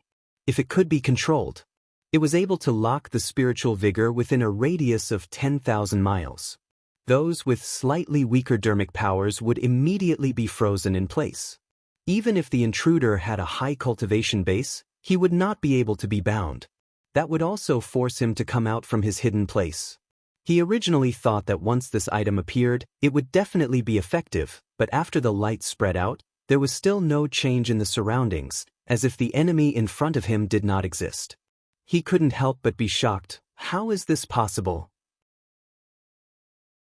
The Heavenly Ghost Tribe had not only fought with the extraterrestrials, but had also captured a few of them. Among them, there was no lack of people who were good at concealment. He had tried it before. No matter who it was, they would be exposed under this light. But now that this treasure that he relied on to help him was useless, he couldn't help but panic. Suddenly, he heard the sound of the tide, followed by countless sharp screams. He raised his head and saw the demons leaping out from the Styx River beneath Yuan Hongyang's feet, whistling as they pounced toward him. Originally, he had set up an invisible barrier in front of him that made it difficult for Gongshi Zhao to approach, but now, it could not stop these demons at all. They passed through it without any hindrance. Lian Ji was shocked. He hurriedly stirred up his qi and blood, stretched out his hand and grabbed upwards. Instantly, countless holes appeared in the sky. Many demons fell into the holes and did not come out again. Although this supernatural power was powerful, there were too many demons after all, and it was impossible to block all of them. At this moment, his expression changed several times. These demons looked unusually ferocious. Before figuring out what was mysterious about them, the correct way to deal with them should be to choose to retreat, but he couldn't leave at this moment. Just now, the reason why he was willing to talk so much with Gongshi Zhao was that on one hand, he indeed had the intention to persuade them to surrender. On the other hand, although he relied on the power of the magic treasure to suppress 4 great mystic cultivators, if he relaxed, it was very likely that these 4 people would be able to escape the cage. If the 6 of them joined forces, how could he fight against them? Therefore, at this moment, the only choice left was to resist them head-on. He patted his chest, and the chi and blood in his body surged. His whole body was covered in smoke, and in just a moment he transformed into the appearance of a heavenly ghost. His horns were like flames, he had 6 eyes and 3 heads, slender claws and toes, and protruding fangs. He looked ugly, and his whole body was indigo. At this moment, one of the heads turned over and let out a strange syllable. Instantly, the demons lost their order and fled all over the sky, as if it was difficult to distinguish where the enemy was. The heavenly ghost tribe were all different kinds of demons. Usually, they were not much different from a human, but if they cultivated their chi and blood to a certain level, they could transform into the body of a heavenly ghost. When this appearance appeared, the supernatural power that they possessed instantly increased a lot. However, Yuan Hongyang didn't care about those demons. He waved his hand again, and countless demons flew out from the netherworld river. The head on the left of Lian Ji turned and spewed out sparks and smoke. From it, emaciated demons emerged and fought with the demons. But before he could heave a sigh of relief, he saw the netherworld river bubbling, and another group of demons surged out, and they seemed to be boundless. He couldn't help but gnash his teeth. No matter how many tricks he had, under these demons that surged over like tidewater, there would be a time when they would be exhausted sooner or later. Thus, he made up his mind and grabbed a handful of crimson red pearls from the leather pouch on his waist before tossing them out. At the same time, he crossed his arms before his body bent down, and he'd already fled to the bottom of the Black Mountain.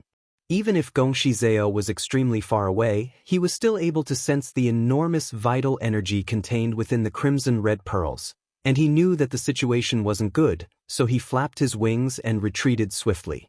In just a breath's time, all the crimson red pearls that flew into the sky suddenly exploded, and the area within a radius of thousands of miles was engulfed by the crimson red lightning. Gongshi Zhao only felt a roar in his ears, his head was dizzy, and all the muscles and bones in his body were numb. Fortunately, he retreated quickly enough and wasn't dragged into it. But even if it was just the aftermath, it still exploded his vital energy body to the point that his wings and claws were broken, and more than half of it was destroyed. After he retreated far away, he still hadn't recovered from the shock, and he muttered, "I didn't expect Lian Ji to have such a treasure. Such a powerful lightning pearl, I wonder if Taoist Yuan was able to dodge it?" On top of the Black Mountain, flames rose, and Lian Ji drilled out again. He stared fixedly at the crimson-red mist of vital energy that hadn't dissipated, and thought to himself, "I don't believe that I can't injure you this time." Just now, what he was using was the blood and chi thunder pearl that the heavenly ghost tribe made by imitating the item in the hands of the outsiders. Almost every pearl required 1/3 of a demon saint's blood essence, and its power was extraordinary. Even if he turned into a virtual body, he still didn't dare to stay in it. However, after the smoke and dust gradually dispersed, he was dumbfounded. Only the yellow-robed Taoist was still standing in the sky, his expression indifferent, and he didn't seem to be injured at all. After being stunned for a while, he finally reacted, and his eyes widened. Illusion? Yuan Hongyang's real body was actually still tens of thousands of miles away. This time, he used the secret supernatural power of the Netherworld Spring Sect, the Divine Essence Spacewalk. Once this technique was used, an illusion could be placed in front of the enemy, and it looked no different from the real body. Also because of this, Lian Ji just now couldn't find out his background, and no matter how hard he tried to seize the spiritual opportunity, it couldn't have any effect on an illusion. Once the situation allowed, the illusion could turn from illusion to reality at any time, and throw the Dharmakaya into this place, and then launch an attack.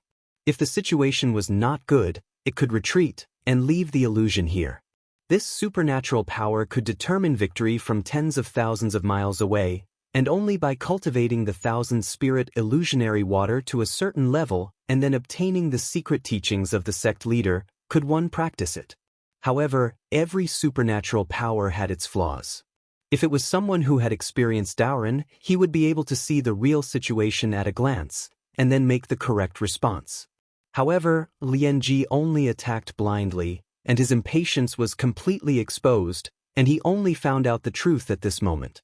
From this, it could be seen that he might have come into contact with cultivators of Qi Dao before, and even prepared a lot of restraining methods, but it was limited to theory, and he had too little combat experience, so when he attacked, not only was it rough and stiff, but his judgment of the situation was also abnormally poor. At this moment, Yuan Hongyang had already seen through this person's background, and his plan was completed, so he didn't want to be entangled with him anymore. He urged his mana, and then he heard the sound of rolling waves coming from afar. Gongshi Zhao turned to look, and saw that tens of thousands of miles away, a rolling dark water from the sky to the ground, like a huge cover, had already covered the entire area. Just now Yuan Hongyang and Lian Ji attacked a few times, but it was just to cover up his real intention. Until now, this huge net was finally revealed. If it was only to defeat this person, he wouldn't have spent so much effort to make this arrangement, but to capture him alive, and then bring him back to the cold Jade Ocean continent, so that he could find out more inside information from him. Lian Ji also saw the turbid water smoke covering the top of his head, and only then did he know that he was already in the trap. He was slightly flustered, but he didn't admit defeat, and said loudly, "Ignorant person, do you think you can defeat me like this?" He took out a blood bead full of fishy smell from his leather bag, and patted it on his forehead. His body was immediately wrapped by a layer of blood light, and then he soared into the sky, directly crashing into the underworld river. This thing was the blood of the demon ancestor, and it was given to him by the clan. It could help him escape at the crucial moment, but before he could go far, he was shocked to find that the blood aura outside his body was actually being stripped away by the turbid yellow gas that surrounded him, and he couldn't help but cry out, "How can this be?" In just a moment, the blood aura on his body was completely worn away, and then the yellow gas surged up, and his consciousness became dizzy, and then he lost consciousness. He was swept away by the water and disappeared. Yuan Hongyang shook his sleeve and slowly took back the underworld river. This thing was the sect treasure of the underworld spring sect, and it was originally left by spiritual master Lingyu. With his magic power, he temporarily couldn't deal with the demon ancestor, but just a strand of the demon ancestor's blood essence was not easy to deal with. Seeing that he won, Gongshi Zhao also withdrew his body of blood aura and came up to salute. "Thank you, spiritual master Yuan, for saving us. If it wasn't for you, we definitely wouldn't be this person's opponent." Seeing that he admitted that his strength was insufficient, Yuan Hongyang looked at him with slight admiration, and then looked at the four people still struggling in the spiritual light barrier, and said, "Fellow Taoist Gongshi, you can first save those few Taoists." Gongshi Zhao agreed, and then turned to save the four people. Yuan Hongyang floated and landed on the big black mountain. He carefully looked for a while, and a slightly strange expression appeared on his face. He could recognize that although the cultivation method of the person who refined this treasure was different from the cultivation method of the 9 continents, in terms of the foundation, it still followed the path of Qi Dao. After thinking for a while, he successively made a few hand seals, and the shape of the mountain gradually shrank, and finally turned into a black all-stone that was half a foot in size. It steadily fell on his palm, and then with a flip of his wrist, it was put back into his sleeve.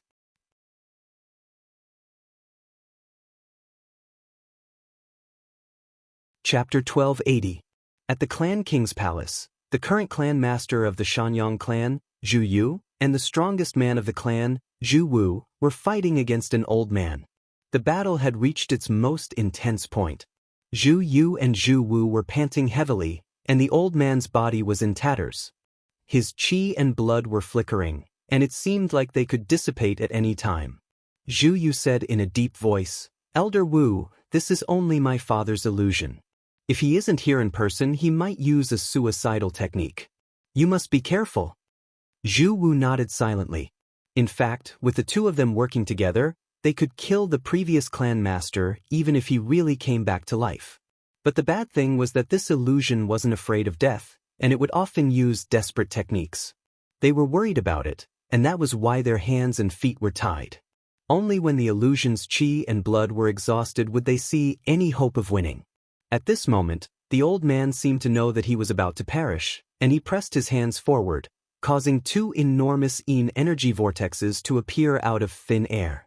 The stones, sand, and plants on the ground flew up into the air, and as soon as they descended into the vortexes, they were all crushed into powder.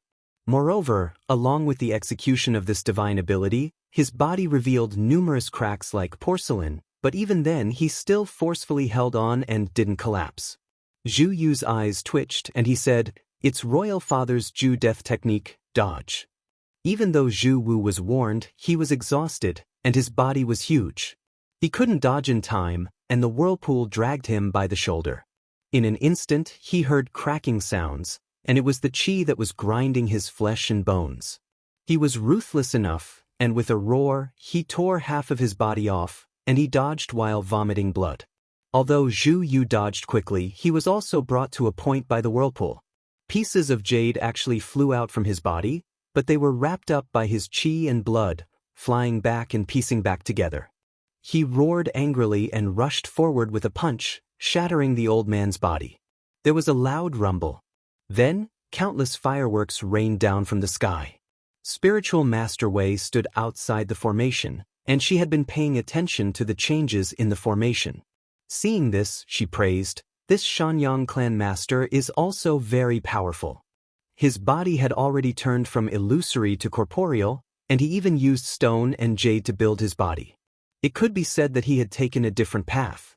If he took another step forward, he might be able to break away from his original shackles. If he wasn't trapped by the Yin divine array, it wouldn't have been easy to deal with him. Xue Dingyuan said, "Divine arts and magical treasures are also means. This generation doesn't understand these things, so they can only be trapped here. If I don't find a way to improve and try to surpass those who came before me, I don't know if there will be a day when I will also fall into such a situation." Master Wei couldn't help but nod. She thought for a moment and asked, "Master, I heard that the heavenly ghost once fought against the forces from beyond the heavens. Who exactly are they? I wonder if it was passed down by the ancestors who ascended from the Western continent?" Before the cultivators of the West continent went east, there were also many perfected immortals from the various sects who broke through the boundary. However, no one knew if it was because it was not easy to fly through the void or for some other reason, no one ever returned. Xue Dingyuan shook his head. The myriad heavens and the void. The chances of bumping into our predecessors are almost negligible. If we want to figure out the background of these people, it won't be difficult after we conquer the Western Desolate Domain. At this time, Perfected Master Wei sensed something. He glanced over and saw a ray of bloody light heading their way. He said, "Master, Perfected Master Wen has arrived. It seems that his opponents over there have been dealt with." Xue Dingyuan said, "It seems that other places will be soon as well. Master and disciple don't need to be impatient. The enemies here are not ordinary, so we need to take care of them slowly." He made a hand seal, and the Yin divine array slowly rotated. The second illusory image gradually solidified. Zhu Yu couldn't help but curse when he saw the situation in the sky. The heavenly ghost race was a spiritual monster.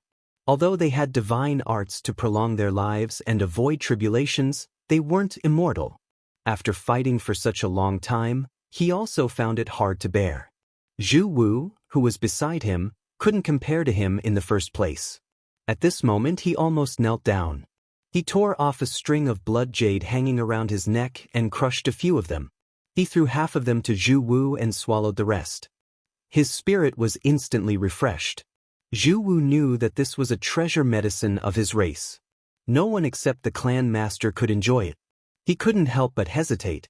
However, when he thought that his blood and qi were less than half of what they were before, and he might not be able to endure it, he poured it into his mouth and swallowed it.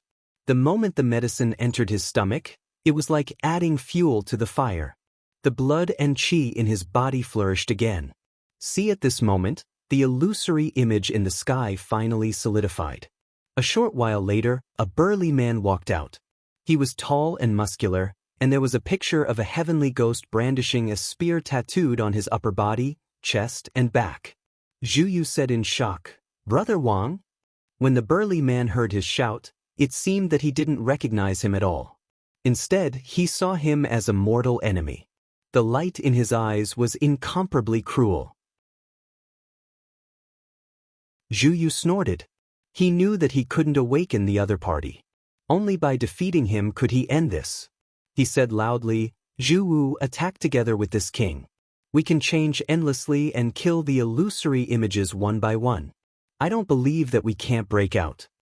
Zhu Wu said solemnly, "Please rest for a moment, Your Majesty. Elder Zhu Tong can be temporarily handed over to Zhu Wu to fight the enemy." Although he was the strongest man in the clan, he wasn't a brute. After fighting here for several days and not a single clan elder came to help, this meant that something had happened to them. Then they could only save themselves. However, who knew how many more illusory images were waiting for them? Instead of fighting together and wasting their blood and chi, it was better to take turns and fight. This way, they could last for a longer time. Zhu Yu chuckled and said, "Although what you say is reasonable, if I do this, I will fall into the enemy's trap." Zhu Wu was startled. Why? At this moment, the burly man had already rushed forward. Zhu Yu didn't have time to answer. He released his blood and chi and clashed with the other party. Taking advantage of the time when both of them were pushed back, he transmitted his voice. "Did you notice that when my brother Wang came out, the chi activity in the surroundings was slightly lesser? This means that there is a limit to the power to support the illusory image. If I break it repeatedly, he won't be able to replenish it in time. That way, he will have a chance to escape. If he accumulates for too long, he might fall into the enemy's trap." Xue Dingyuan heard this clearly and couldn't help but reveal a look of admiration. This Zhu Yu was indeed worthy of being the clan master. He could see the weakness of the Yin God formation with just a glance. Illusory images couldn't be created out of thin air. They needed to rely on the formation to continuously communicate with the spiritual vigor of heaven and earth. If the illusory image was only at the Yuanying realm, then the formation could operate without anyone controlling it. However, if both sides were at the Xiang realm, then it would be much more strenuous. Cultivators of the Grotto Heaven realm would need to constantly replenish it with mana. In other words, this formation was actually a competition of mana in disguise. However, with the help of the formation, he didn't need to risk his life by rushing to the front, so he didn't have to worry about his life. However, every time he created an illusory image, it would consume a lot of his mana. If the illusory image was continuously killed in a short period of time, then the formation would be broken. But since he knew this weakness, he wouldn't have no way to make up for it. Now that the master and disciple were here, and their techniques came from the same source, even if he exhausted too much of his mana, he could ask Spiritual Master Wei to replace him. There was still a great chance that he could exhaust the two of them to death. At this moment, the burly man in the formation couldn't defeat the two of them. He let out a roar and grew to 3,000 meters tall. Then, his upper body turned into the form of a heavenly ghost. However, he only had 4 eyes and 2 eyes. His left and right heads opened their mouths and bit down at the two of them. Zhu Yu couldn't help but reveal a look of dread. Normally, only people from the heavenly ghost's ancestral branch could return to the body of a heavenly ghost. Not only did it involve the secret of refining one's blood chi, but there were also many harsh conditions.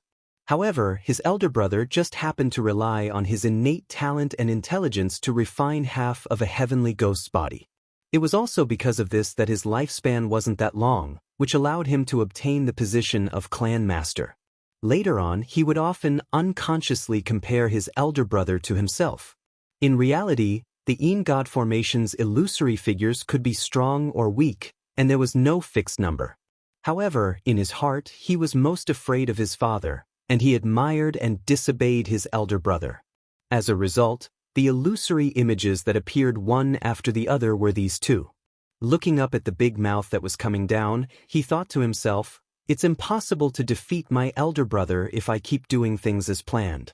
I'll have to take a risk." He stood up and leaped into the burly man's mouth. The burly man's body couldn't help but stiffen. Zhu Wu took advantage of this moment to let out a furious roar and held the burly man tightly. On the plain, the two giants over 3,000 meters tall roared again and again as they wrestled and tore at each other. Wherever they passed, mountains toppled, peaks collapsed, and the earth cracked. About several hours later, the burly man collapsed with a loud bang. A moment later, a ray of blood chi pierced through his abdomen. Zhu Yu fell to the ground, but he staggered and almost lost his balance. He hastily swallowed a handful of blood medicine, and the violent fluctuation of his blood chi calmed down a little. However, it was much dimmer than before. Outside the formation, Xue Dingyuan stood up and said to enlightened Master Wei, "Disciple, you take charge of the formation diagram." Enlightened Master Wei acknowledged and sat down in the formation position. Not long after, the illusory image in the sky gathered again, and a moment later, it walked out. However, this time, it wasn't just one, but 3. Zhu Yu saw that not only were his brothers among them, but even the clan's elders were among them. He couldn't help but shout in anger, but he couldn't cower at this moment. With a loud roar, he charged forward again. 8 days later, when Zhu Yu destroyed another illusory image, there was finally no opponent in front of him. He was already at the end of his rope. His body looked extremely shriveled, as if he had no flesh and blood. At this moment, any opponent that appeared could easily defeat him. However, as the clan master, he still stood there and didn't fall.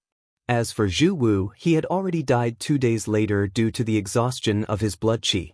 Xue Dingyuan stood up and tossed out a detention bag with a shake of his hand. After catching the bag, he put it back. A living clan master of the Shanyang clan was more valuable than a dead one. If not for the help of the Yin God formation, they wouldn't have been able to do this. After putting away the detention bag, he turned around and cupped his hands to the people beside him. "Thank you, fellow Taoists, for protecting me." When Qingxiang smiled and said, "Sect Master Xue, you're too kind. We couldn't help much." Yuan Hongyang said in a low voice, "The Heavenly Ghost Tribe hasn't been eliminated, and this place isn't safe yet. Let's clean up the mess first." Everyone nodded and channeled their magic power to open the Grotto Heaven Gate. A moment later, thousands of streaks of light flew out from the Grotto Heaven Gate. They were the disciples of the Spirit Gate from the Grotto Heaven Gate, and they flew in all directions.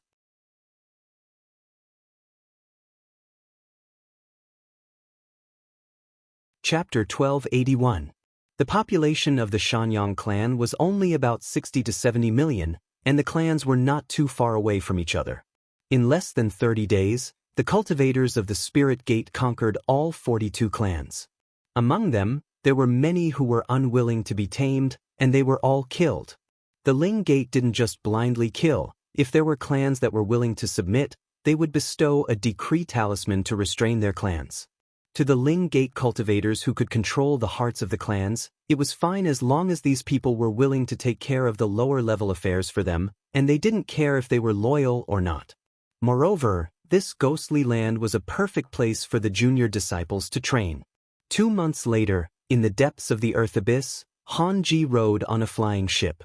On the ship, other than him and his disciples, there were 2 other people, the elders of the Shanyang clan who had just returned. After a long time, he stopped the ship and looked down as if he was looking for something. Previously, he received news that after a Yuanying elder chased after a Shanyang clan elder to this land, the elder disappeared without a trace, and no letter was sent back. This matter was very unusual, so he decided to take a look. Not long after, his gaze fell on a hole that was 300 meters in size. The bottom of the hole was pitch black, and he couldn't see the bottom of it. He didn't know what was hidden there, so he pointed at the hole and said to a middle-aged man with a proper appearance, "Elder Zhu, do you know where this place is?" The middle-aged man looked around, and when he saw the hole, he couldn't help but show a trace of fear. He said, "Reporting to God, this is a famous, dangerous place. It's called the Burying Love Cave." This person was the son of the clan master, Zhu Yu, but because of his low talent, he wasn't valued by the clans. As the Shanyang clan was defeated, seeing that the cultivators from the outer heavens were invading this land, he was the first one to submit to them. To show his loyalty, he even sent his favorite son to Han Ji as a Dao child to serve him. Han Ji observed for a while, and saw that there were collapsed pillars and walls on both sides of the cave. He could tell that this was a huge building, so he asked, "What is the origin of this place?" Zhu Gao replied, This earth abyss used to be the residence of two strange races in ancient times. These two races were mortal enemies, and they constantly attacked each other. Before our Shanyang clan decided to come here, we thought that there would be a battle. But when we entered this place, we realized that the two clans were only left with a few beast-like survivors. Most of them had already disappeared. Later on, I gradually found out that most of the people from the two clans had entered the crypt and never came out again. There's actually such a strange place. Han Ji frowned. He asked, "Has your Shanyang clan explored it before?" Zhu Gao said, "There was. 10 li down, there should be a stone seal. I heard that when the first clan leader came here, he smeared his own blood energy on it to guard against any unforeseen events. It's just that after several thousand years, everyone who came here mysteriously disappeared. Very few clansmen dared to approach this place." Han Ji pondered for a while. He was afraid that the elder must have chased into this crypt, and that was why there was no news of him. He ordered, "Men, set up a restrictive array formation around this place to prevent anyone from coming here again." The disciples behind him were already prepared. After receiving the order, they all flew down and set up formation flags and restrictive arrays. Zhu Gao and the other elder of Division Zhu heaved a sigh of relief. This place was very strange, and what they were most afraid of was this enlightened master insisting on going down to search for those missing cultivators. However, Han Ji's next words caused the two of them to feel a tug in their hearts again. "The elders of the clan have gone missing. I have to take responsibility for this matter. The two of you, prepare yourselves and follow me down to take a look." The two of them were terrified. They wanted to dissuade him. But at this moment, a letter flew over. Han Ji recognized that it was a message from the sect. He waved his hand to take a look and found that it was a summons from Wen Qingxiang, asking him to temporarily put down what he was doing. He glanced at the crypt and had no choice but to give up. He summoned all the disciples and steered the boat back. After traveling for 4 hours, the boat arrived in front of a magnificent palace. This place was called the Junju Palace. It was the official residence of the clan leaders of the Shanyang clan. The heavenly ghosts only cultivated their qi and blood, not their mana, but they knew that the spiritual vigor of heaven and earth was beneficial to their clan. Therefore, the location of the palace was coincidentally the place with the most spiritual vigor. After the Ling sect conquered this place, Yuan Hongyang and the other 4 elders took a fancy to this place. They made some arrangements and designated it as a temporary place to cultivate. When Han Ji arrived, he knew that Yuan Hongyang and the other 4 elders were in a meeting, so he waited at the door. This abyss was the same as the outside world. It also had day and night. When the sky gradually darkened, a boy came out and bowed. "Elder Han, enlightened master Wen invites you, please follow me." Han Ji nodded and let the boy lead the way. They passed through the palace wall and walked along a path made of gold and stone. After several turns, they finally came to a brightly lit jade court. He saw Wen Qingxiang with his back facing Han Ji, looking at a geomantic map of the abyss hanging on the wall of the palace. Han Ji was about to step forward to greet him, but when Qingxiang raised his hand and said, "No need for formalities, Han Ji, come over and take a look. Is the place you are going just now in here?" Han Ji walked forward and glanced at it. He saw that there were a lot of red dots on the map. There were about 100 of them, and they were scattered across different boundaries. The Burying Love Cave was one of them. He instantly knew that it marked all the dangerous locations in the Earth Abyss. However, the number of red dots was beyond his expectations. He raised his hand and pointed, saying, "Reporting to Master, what disciple saw just now was this place." Wen Qingxiang took a look and said, "Just now, I received a report that a Yuanying elder of the Netherworld Spring sect also disappeared after entering a ruin."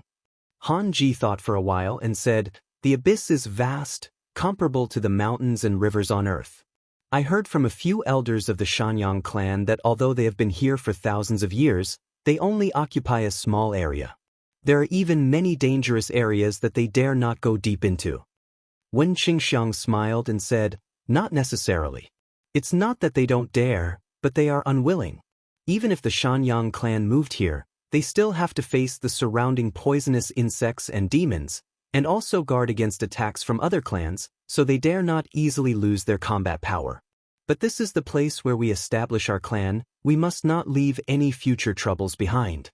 When we return from the expedition to the West Desolate region, we will go and investigate one by one. When Hanji heard this, he immediately understood. Just now, he was called back. It should not be a coincidence, but the few Zenrins were unwilling to waste their strength here. When Qingxiang looked at the map for a while more before turning around and said, "We have previously promised the countries of the East Baron that after conquering this place, we will help them build the Prohibition Formation. I remember that you have studied this before?" Hanji replied, "I only know a little about it. I am not very familiar with it." When Qingxiang nodded and said, "Just now, Zhenren Zhang has sent a letter to send Zhu Yu and Lian Ji to the cold Jade Ocean continent. This time, you will go with me." Han Ji bowed his head and agreed. It was not difficult for him to guess that if there were no accidents, he would be sent to the 100 countries of the East Baron to build the Prohibition Formation to protect the country. When Qingxiang said again, "Is there anything about your cultivation that you do not understand?" When Han Ji heard this, he knew that this Zhenren one was taking care of him. There were not many opportunities for Zhenren Dong Tian to give him pointers, so he quickly took the opportunity to ask. Although he admitted that he had no hope of entering the Grotto Heaven, he could pass on many of the tricks he obtained to his disciples. After he reincarnated in the future, he would be guided into the sect, and it would be much easier for him to cultivate. After a few hours, a Taoist with a face full of shrewdness walked in and said, "Zhenren, the two people have been escorted here. When will we depart?" When Qingxiang said, "Go inform the friends of the East Baron country and the Heart Butterfly tribe, ask them to wait in front of the palace." The Taoist responded, turned around and went out. At this moment, outside, a cloud whale that was 100 feet long had already stopped in front of the hall, and on the whale's back, there were two large golden copper bells. Zhu Yu and Lian Ji's hands and feet were wide open, and they were tightly bound to the bell's body by the golden chains. They had been fed medicinal pellets in advance, and their blood and qi were controlled by the talisman and the black needle, so they had long lost the ability to resist, and looked weak and powerless.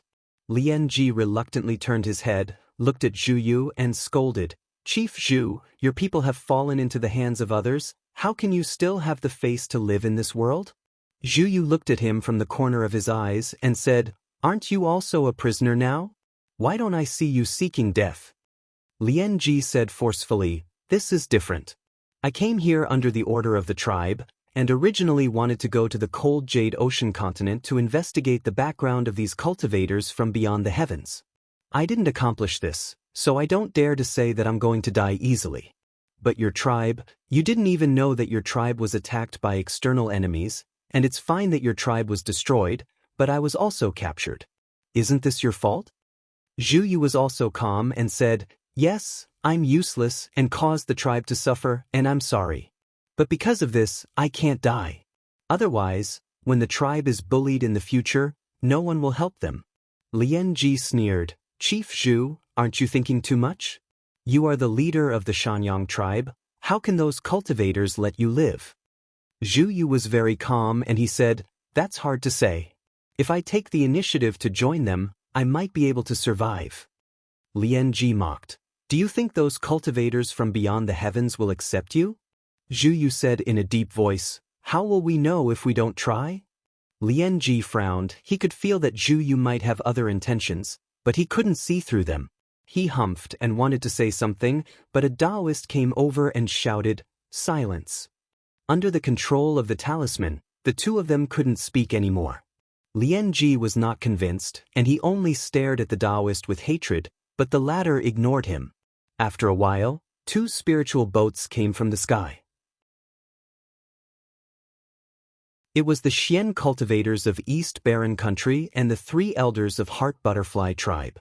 When Qingxiang also came out with a group of disciples, and the two sides hurried down to greet him. After a short conversation, they stood on the back of the whale. After a short while, smoke gushed out from the top of the cloud whale and enveloped everyone within it. When the smoke slowly dispersed, A completely different world appeared before everyone's eyes. Lien Ji looked around, and he saw that there were palaces floating in the air, flying mountains and jade waterfalls and celestial rivers surrounded by clouds. It was like a celestial land. The situation here was very different from what he imagined, and he couldn't help but show some surprise in his eyes, and he said, "Could it be that the tribe guessed wrong, and these cultivators from beyond the heavens did not come from there?"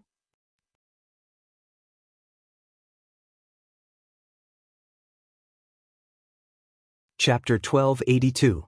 Wen Qingxiang waited for the clouds to disperse before he flicked his sleeves, creating a burst of red light that enveloped Lien Ji and Zhuyu. Then he turned around and bowed to the people of East Baron and Heart Butterfly tribe, saying, "Please wait here, there will be people coming to receive you." After that he gave a few orders to the disciples behind him, ordering them to wait at the place where they were staying. Then he turned into a beam of red light and flew towards the floating heavenly palace. Yu Tao and the other two elders watched him leave, then looked around and observed the scenery in Hai Province. Although they had long heard that this place was built like a paradise by the cultivators from beyond the heavens, they still couldn't help but admire it when they saw it with their own eyes. Yu Tao sighed, "Lift the island into the sky, go in and out of the sky, sleep with the stars and accompany the moon. We, the Heart Butterfly tribe, must learn such a magical power." The people of the Heart Butterfly tribe loved beautiful things. Even though the two elders didn't get along with him, they still agreed with his words at this moment. Yu Tao said, "Qiongju, according to what you said earlier, the two most powerful leaders here don't manage the affairs. Which one is Immortal Zhang?" Yu Qiongju said, "Yes, 3 elders, please look at the sky. That is where Immortal Zhang cultivates." The 3 of them looked in the direction of her finger and saw a heavenly palace towering above the peaks. The spiritual tide around it was surging like a raging river. Between the rising and falling clouds, there was a majestic qi dynamic. When they looked up at it, even their breathing stopped. Yu Tao looked at it for a while, then his face gradually turned serious. He turned around and said, "Elder Chan, Elder, and after the battle in the Earth Abyss, we have seen the power of the cultivators of the 9 continents. What do you think?" Seeing that neither of them said anything, he said, "The cultivation method of cultivators is completely different from the Tao of Qi and blood. Maybe this is the reason why they are so strong." Yu Chan snorted and said, "Maybe so. But Elder Tao, have you ever thought about it? We have been cultivating the Tao of Qi and blood for tens of thousands of years. If we suddenly change to learn the method of controlling spiritual energy, not to mention whether others are willing to teach us, even if we learn it, can we catch up with these people?" Yu Tao was refuted by him. Instead of getting angry, he calmly said, "Elder Chan, Tao did not say that we should give up on the method of qi and blood. Although our sex cultivation method has been passed down for a long time, it is inevitable that there will be disciples who are not suited to this path. With the method of spiritual opportunity, we will have another path to choose from in the future, and many of our talents will not be buried. Don't you agree?" Yu Chan paused for a second, then fell into deep thought. He was conservative, but not stubborn.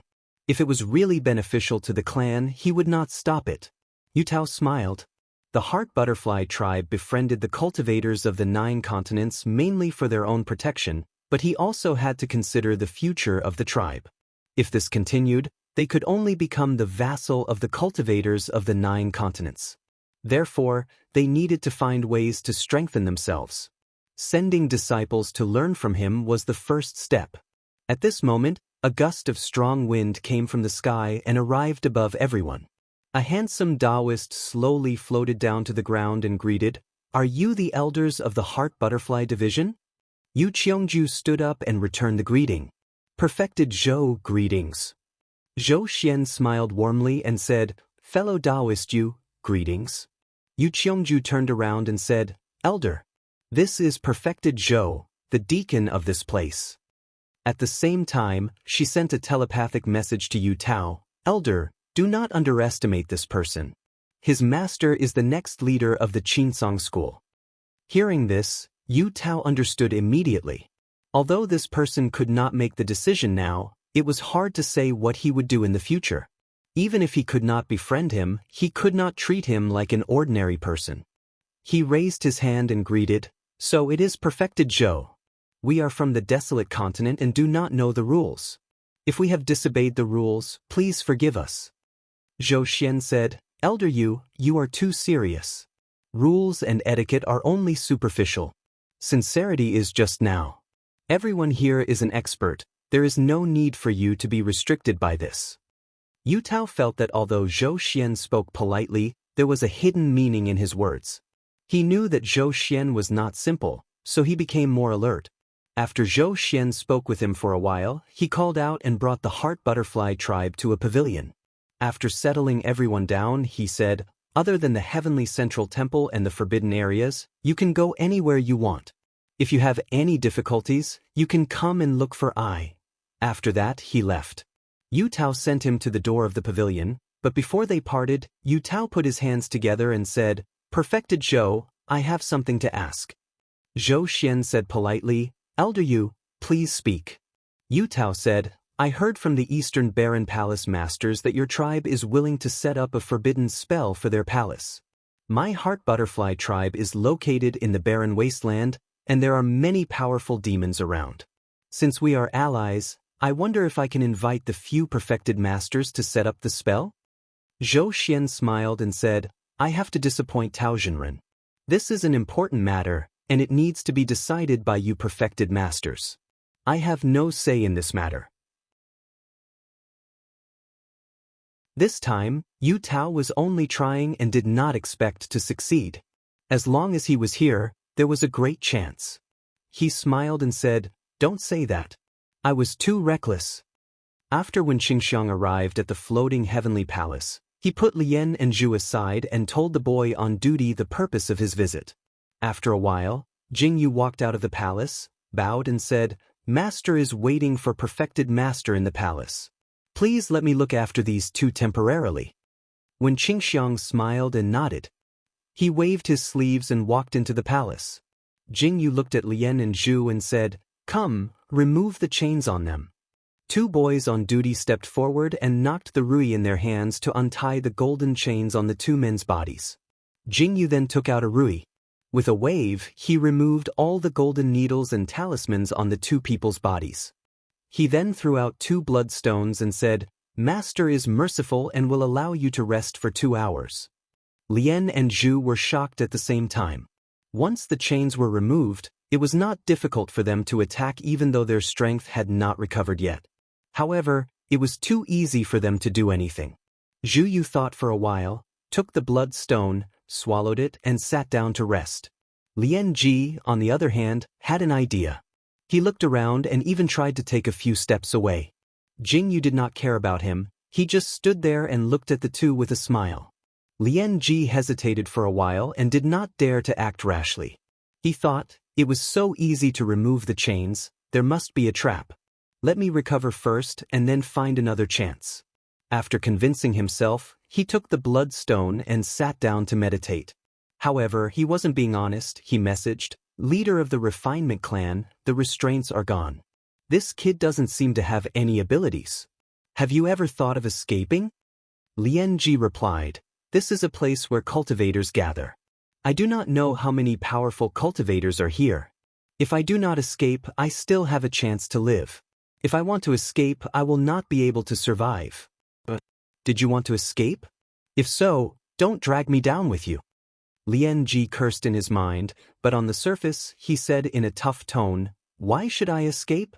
These cultivators brought me here, so I can take this opportunity to find out how powerful they are." Soon, 2 hours passed. A bell was heard from inside. Jingyu said, "Please follow me." As soon as he finished, he took the lead and walked inside. Zhu and Lian Ji felt a restrictive force on their bodies. Then they walked inside uncontrollably. The two were shocked and realized that there was something strange about this place. Lian Ji felt lucky. Just now, he did not make a move. Otherwise, it would be a waste to lose his life for no reason. Even though he was captured, he still wanted to escape. After the ancestors banished these cultivators, they would save him. Under Jing Yu's lead, the two quickly arrived at the main hall. But as soon as they stepped into the hall, their minds were shocked. They could only feel a strong aura coming at them. Their blood and qi were forcefully suppressed, and they could not even move a step. They could not help but kneel down. Only now did the two of them realize why they had been given blood potions. If they had been in that state, they probably wouldn't even have been able to breathe. Lian Ji's chest was in turmoil. Such a magnificent qi and blood, could it be a monster ancestor? Oh no, it turns out that the division was wrong. These extraterrestrial cultivators are definitely not from that place. Jing Yu came to the bottom of the hall and bowed. Master, the two prisoners are here. Zhang Yan looked down and said, which one of you is the clan leader of the Shanyang clan? Zhu Yu took a deep breath, his hands on the ground, slightly supporting his body. He said, I am. Zhang Yan nodded slightly and asked, are you willing to surrender? Zhu Yu snorted, then stood up shakily under Lian Ji's astonished gaze. He raised his head and said in a deep voice, I was going to pretend to submit to them, then wait for the ancestral division to attack, then find a chance to attack. Zhang Yan said indifferently, what about now? Zhu Yu laughed like a madman and said, with someone like you here, it's useless no matter how I resist. However, since there's no use in submitting, why should I put on an act and pretend to submit? He roared and gathered all the qi and blood in his body. He opened his hand and said, this technique was originally reserved for you. As soon as he finished speaking, his body suddenly exploded and turned into a whirlpool of qi and blood. It spun and stirred as if it wanted to swallow everything around it. Lian Ji turned pale with fright. He was just at the side and the qi and blood in his body were firmly suppressed. At this moment he had no power to resist. If he was wrapped by the qi and blood, he would die for sure. Zhang Yan's expression was indifferent. With a wave of his sleeve, the vigorous qi of blood in the hall disappeared without a trace. He said, collect his spirit and send it to Zhenren Wen. Jing Yu responded and took out a piece of jade. With a shake, a strand of the soul fell into it. Zhang Yan turned his gaze to Lian Ji and said, you are the messenger of the heavenly ghost tribe. Do you have the same thought? Lian Ji was terrified, especially when he saw the soul being taken away. He knew that he could not rest in peace even if he died. He turned over and kowtowed, knocking his forehead on the ground and said, I am willing to surrender. As soon as he said this, he felt his body lighten. Just now, the pressure disappeared without a trace. He couldn't help but let out a long sigh of relief. Zhang Yan said, I have heard that every time there is a force from beyond the heavens, your heavenly ghost tribe will lead the people to fight? Lian Ji replied nervously, Enlightened Master Wen, my heavenly ghost tribe is also following the order from beyond the heavens. We have no choice but to do so. Zhang Yan heard this and his eyes flashed. Oh? Then who are you following orders from? Where is the person who gave the order?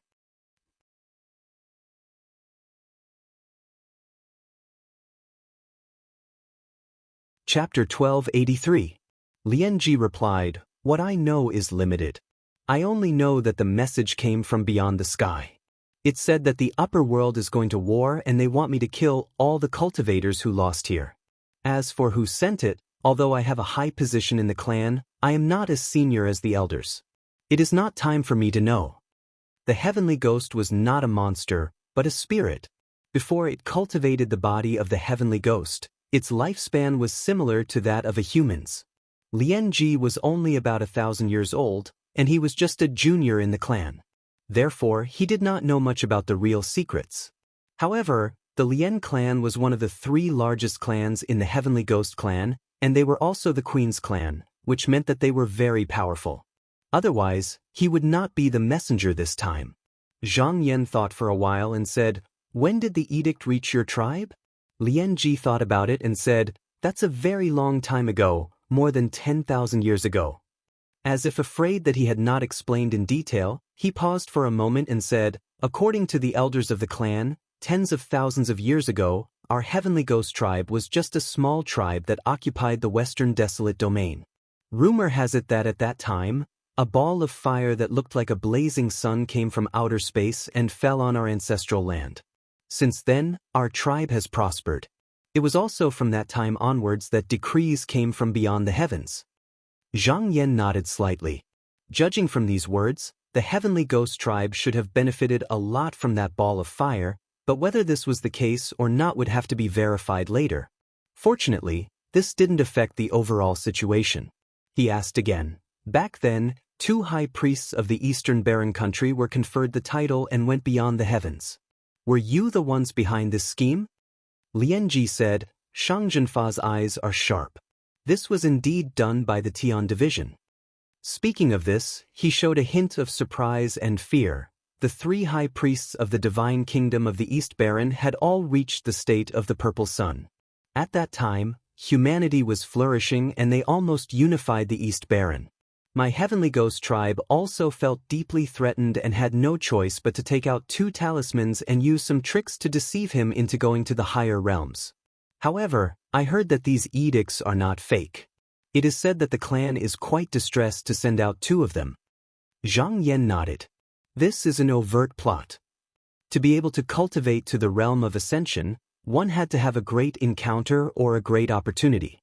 Great determination couldn't be denied. It seemed like such a figure didn't pursue the matters of the mortal world, but to live forever and be as old as the heavens. One could imagine that when this generation cultivated to this step, they discovered that there was no longer a path ahead of them. They urgently needed techniques and divine abilities, needed to discuss and exchange techniques with those of the same Tao, so they needed an even vaster world. Obviously, the mountain and sea realm couldn't provide that. On the other hand, the sects of the 9 continents were different.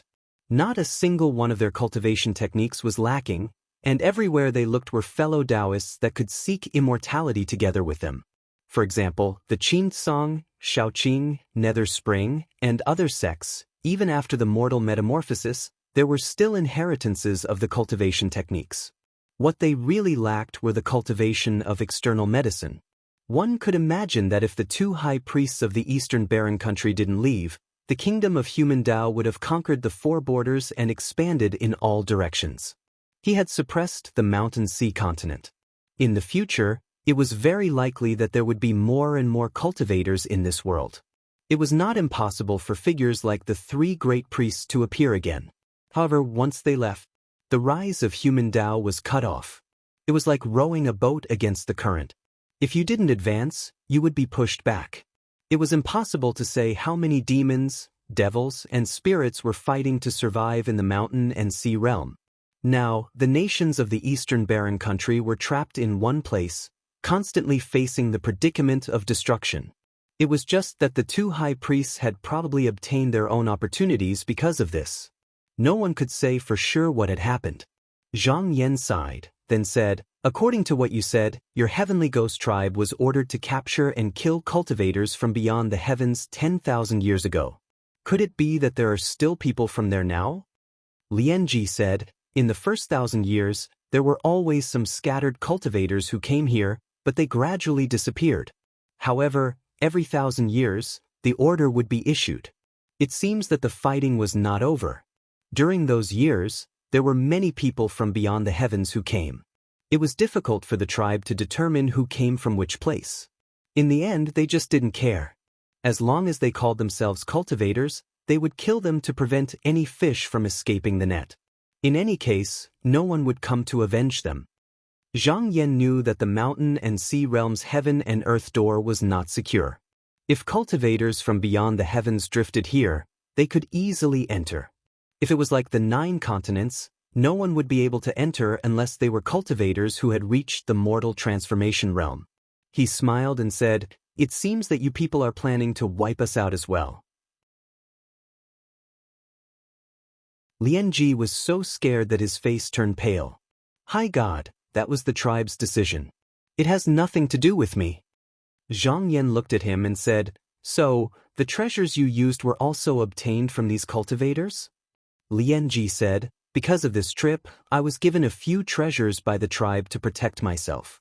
I thought I could fight against High God, but I didn't expect that I was overestimating myself. Zhang Yan smiled and said, "Not necessarily. These treasures were originally used by cultivators. You people cultivate qi and blood techniques, so you can't use the treasures to their fullest potential." Lian Ji said, "Yes, yes," the tribe's elders said the same thing. Zhang Yan asked, "Since you have the treasure, don't tell me there's no one in your clan who cultivates this path?" Lian Ji thought for a moment and said, "It seems that no one has a complete technique and only has some superficial qi refining techniques. No one cares about them, so I never thought about it. Besides, those cultivators are all human, while the Heavenly Ghost tribe is made up of spirits. It would be inappropriate to switch to cultivation. Many of the tribe's elders are against it." Zhang Yan nodded. He could understand that. According to the records, many of the demons and outsiders in the mountain and sea realm had ancestral veins. For their juniors, cultivating qi and blood power and returning to their ancestral bodies was the most reliable way of cultivation. Why would they switch to the Tao of qi? It was for this reason that the mountain and sea realm's spirit qi grew stronger and stronger. In turn, the demons, devils, and outsiders grew even stronger. Of course, that was a good thing for the sects and clans of the 9 provinces, as no one dared to fight them over spirit qi. Zhang Yan thought for a moment and asked, "I heard that you are still an emissary?" Lian Ji hurriedly said, "I can't hide it from you, but I am here on orders from you. I can't help it." Zhang Yan smiled and said, "Everyone has their own master, so I don't blame you. However, since you have such an important status, I can let you go." Lian Ji's eyes widened. "You really want to let me go?" Then he seemed to think of something and his face paled. He was a smart man, so he immediately understood. After a moment's hesitation, he bowed and said, "I will do whatever you want me to do." He knew that these cultivators in front of him were completely different from the ones he had dealt with in the past. The Heavenly Ghost tribe was powerful, but as a member of the clan, he was well aware of the clan's internal situation. For thousands of years, there had been endless internal strife, and Gui Zhu had not appeared for a long time. It had been difficult for them to unify their forces. Otherwise, they would not have ignored the northern heavens and the eastern wastelands and allowed the Ming clan to rise to power. He couldn't predict what the result would be if the two sides fought, but if he resisted now, there would be no future. Zhang Yan said indifferently, "I don't need you to do anything. I just need you to find out where the message came from." Hearing this, Lian Ji was overjoyed that he still had a chance to go back. He quickly said, "I will remember. When I go back, I will do my best to find out." Zhang Yan waved his sleeve and said, "Take him away." Jing Yu walked up and said, "Ambassador Lian, come with Xiao Tong." Lian Ji quietly looked up at the seat, then lowered his head and followed Jing Yu out. Zhang Yan sat down and thought about it. He had thought that they would only have to deal with the natives of the mountain and sea realm, but now it seemed that the situation was more complicated than he had expected. The cultivators of the 9 continents might have to deal with cultivators from other realms like them. If they could support the Heavenly Ghost tribe, then they could support other demons. The mountain and sea realm was vast, and there was no guarantee that they wouldn't have other spies. Right now, the most important thing was to find out the background of this power. Although Sima Quan's side had sent news intermittently, because not much time had passed, there were many crucial pieces of information that could not be ascertained clearly. Looking at it this way, it was extremely easy for Lian Ji to make a breakthrough here. If possible, there was no harm in using some force from behind to push this person up a little. After Lian Ji was brought out, Jing Yu placed him on an isolated island. There were restrictive spells everywhere, so he couldn't go out. However, he didn't lack bloodstones for cultivation. He was very nervous. He was afraid that Zhang Yan would go back on his word and kill him. He was also afraid that if the secret was leaked when he returned, he wouldn't have a good ending. In the blink of an eye, several months passed. Just when Lian Ji thought that the situation had changed and that the other party was going to trap him here for the rest of his life, Jing Yu came to the island and handed him a letter. "Open it when you go back." Lian Ji suppressed his excitement and carefully accepted the letter. "I won't let you down." Jing Yu smiled and said, "Master trusts you, Ambassador. The return spiritual boat and gifts have been prepared. Ambassador, please Please take a look. If there are no shortages, you can leave now. At this moment, Lianji couldn't wait to leave this place. After getting on the spiritual boat and checking it roughly, he immediately activated the spiritual boat and flew out. After leaving the cold Jade Ocean province, he felt like he could see the sun again. Only then did he realize that something was strange. He had thought that the other party would plant someone by his side or use some strange means, but there was nothing from the beginning to the end. His mind couldn't help but start to think again, but he also felt that things couldn't be so simple. After struggling for a moment, he took out the letter. He opened it and glanced at it, but even his hands began to tremble. What was written inside was a record of his past in the tribe, including some small things that he himself had overlooked. This meant that in addition to him, there was someone else in the Heavenly Ghost tribe, and their status might be even higher than his. Thinking of this, he couldn't help but feel a trace of fear. If he had said anything false before, he might have lost his life. He grabbed the letter and melted it. Then he let out a long sigh. He knew that once he boarded this boat, he probably wouldn't be able to leave.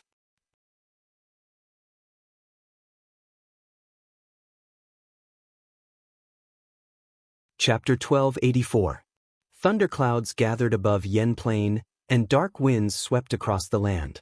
It looked like heavy rain was about to fall. More than 100 large carriages were galloping across the plains. The largest of them was 30 feet tall, and it was being pulled by 24 oxen from the front and back. The ornament on the head of the carriage was a coiled phoenix, and its lid was raised high, as large as the clouds. It covered all the carriages and horses within a radius of a mile.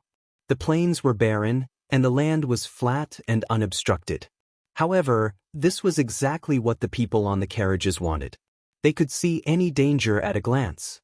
The tent of the main carriage was unusually spacious, and it was wide enough to walk 30 steps. On a soft couch leaning against the bronze kuei pattern, a beautiful woman in a long dress with big sleeves and a bun was lying. She was about 30 years old, and there were jade and pearls on her forehead. Her skin was like white jade, and it was smooth and glossy. It was obvious that she lived like a princess. Although it was cold outside, it was as warm as spring inside. A blush appeared on her cheeks. At this moment, she seemed to be suffocating from sitting. When she got up, a female official lifted the curtain, and a gust of cold wind poured in. There was a slight fragrance of earth and vegetation in the room. She took a few breaths and said, "This is the smell." After so many years, Yen Plain hasn't changed much. The female official said, "It's been 9 years. The woman sighed and said, "In the blink of an eye, Huan can enter the academy. He has been weak and sickly since he was young. Although the Academy of Xian Kingdom isn't as good as Shuhua Kingdom, it is protected by Yen Plain, so he doesn't have to go out and fight. If nothing happens, after these 6 years, he can enter the kingdom to become an official and assist the monarch when he is 15. The female official said, "Madam, I heard that the monarch intends to send young Master Huan to the northern cold abyss to learn." The woman sighed. As the wife of a minister, she was knowledgeable. She knew that the cultivators from beyond the heavens were powerful now. She heard that even the nest of the bird demon Annihilation was attacked by them. If she could study under such a sect, it would obviously be a good way out. However, the northern heaven cold abyss was hundreds of millions of miles away from here. She only had this one son, and his body was weak. Once mother and son were separated, he didn't know how many years it would be before he could see her again, so he was a little unwilling. At this moment, she glanced around and suddenly saw 3 figures on the plains. She was surprised. Who would dare to come here at this time of the year? When the gale of the biplane came, it was truly frightening. Even the beasts couldn't wait to avoid it. It was precisely this gale that made it difficult for the enemies to enter. Only then could the Xian Kingdom have a place among the 100 kingdoms. Although she was not a proper mystic cultivator, she had cultivated the qi and blood technique before, so her eyesight was far better than that of ordinary people. At this moment, she saw that the leader was a young man in a black robe. He looked to be in his early 20s, but his aura was deep and unpredictable. He was elegant and otherworldly, as if he could blend into the world at any time.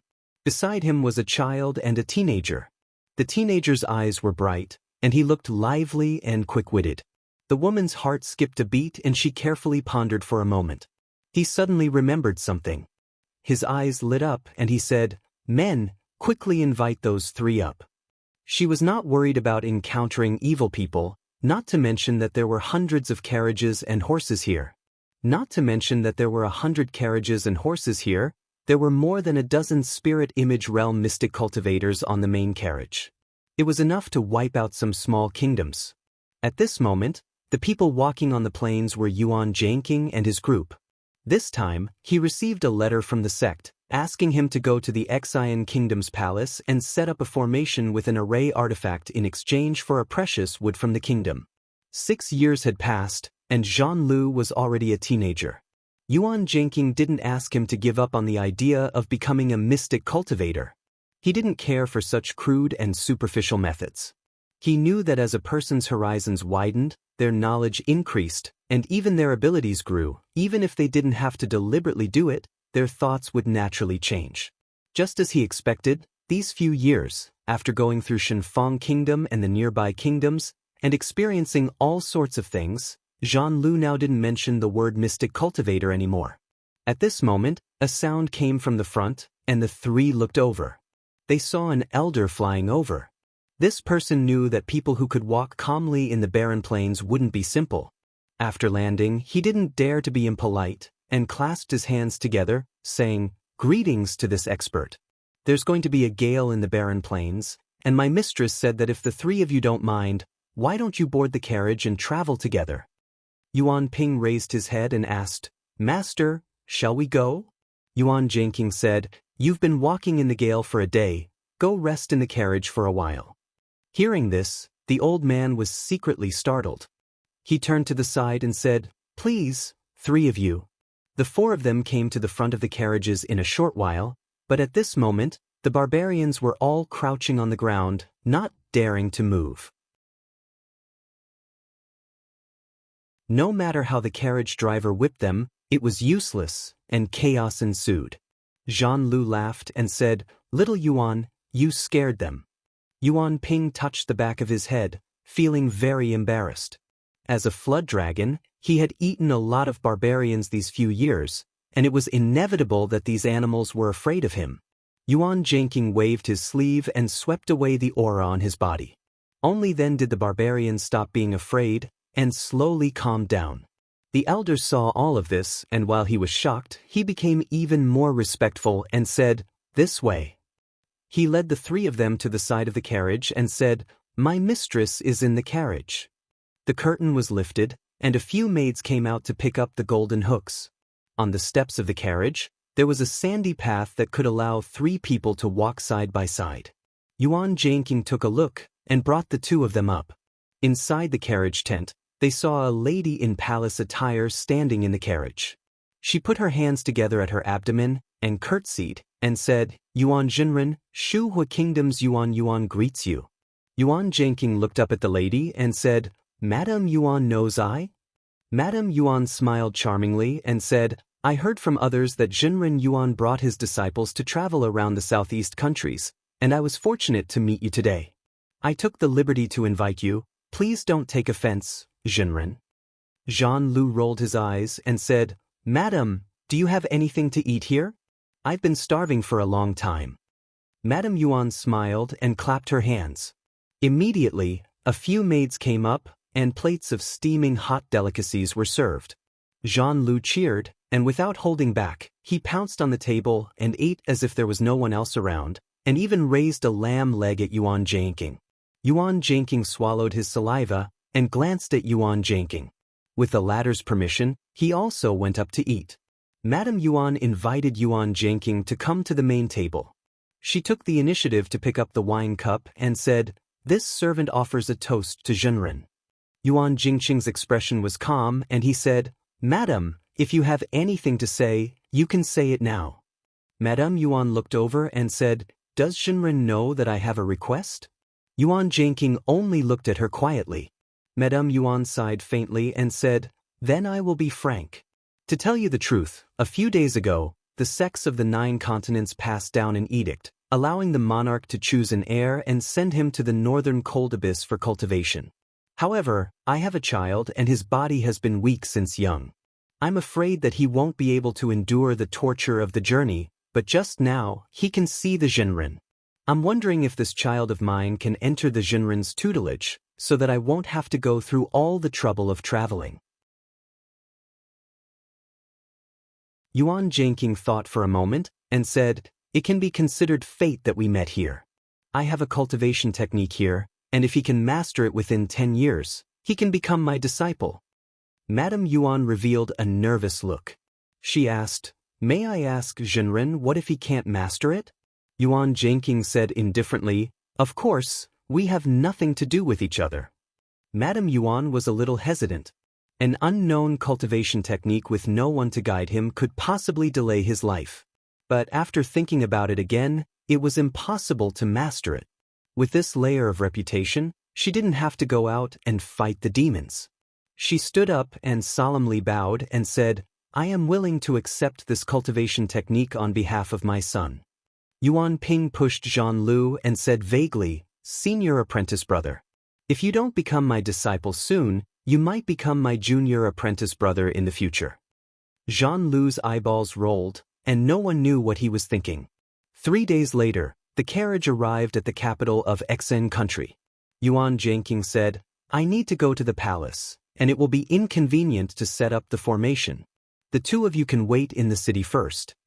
Both of them agreed, but Jean Lu took a few steps, and suddenly turned around and called out, "Teacher?" Yuan Zhangqing responded. This was the first time Jean Lu called him teacher, but he realized that Yuan Zhangqing's reaction was very dull. He was slightly disappointed, but still asked, "Teacher, I have been thinking that no matter how good a mystic cultivator is, he can't be compared to the 3 high priests. But I feel that the cultivation technique doesn't seem to be suitable for me. I wonder if I can open up a Tao path for myself?" Yuan Zhangqing said, "Not necessarily." Jean Lu's eyes lit up. "Then what should I do?" Yuan Zhangqing said, "Build a good foundation and cultivate with all your heart." Jean Lu grinned, but also realized that this sentence was right and said, "I am biting off more than I can chew." Yuan Zhangqing looked at him and said, "It's not a bad thing to have lofty ambitions, but it depends on whether you can be consistent." Jean Lu seemed to understand and nodded. "I will remember, then I will take my leave first." "Wait a minute." Yuan Zhangqing called him back. "Did you forget something?" Jean Lu looked at him, puzzled. Yuan Zhangqing said plainly, "Kneel down and acknowledge me as your teacher." Jean Lu was startled, then he chuckled, nodded his head hard, and knelt down. "Disciple Jean Lu greets my teacher." As he said that, he kowtowed 3 times. Yuan Ping looked at him from the side, and he also smiled happily. Yuan Zhangqing said, "Since you have acknowledged me as your teacher, then you should change your name." "Change my name?" Jean Lu scratched his head, feeling a little regretful. Speaking of which, it was Mr. Mo who gave it that name, but since he was officially a disciple, it was indeed time to change it. Yuan Zhangqing said, "You are no longer a member of the Zhan family, so you will take the surname Lu. Since you have the ambition to open up a Tao path, you should first respect the heavens and earth, and then develop Xuanji, so you will take Xuanji as your name." Jean Lu said, "That is Lu Xuanji?" At this moment, there was a rumble in the sky, but it was the sound of thunder, and a strong wind blew. Yuan Zhangqing looked up thoughtfully. As soon as his name was announced, it actually caused the sound of thunder and the wind to echo. This disciple of mine will probably have a great transformation in the future. Yuan Ping cupped his hands and sincerely congratulated. "Congratulations on your name, senior apprentice brother." Lu Xuanji laughed heartily and patted Yuan Ping's shoulder. "Little Yuan, you should change your name too." Yuan Ping said seriously, "Little Yuan's name is given by master, it can't be changed." "Is that so?" Lu Xuanji felt a little regretful. He wanted to change his name to satisfy his craving. Yuan Zhangqing said, "Xuanji, when master is done with this matter, you will leave with me." Lu Xuanji asked curiously, "Teacher, where are we going?" Yuan Zhangqing said, You are the first disciple that the Xianyuan cave sect has accepted in this world. Since you have entered the sect, you should naturally follow Master back to pay your respects to Grandmaster.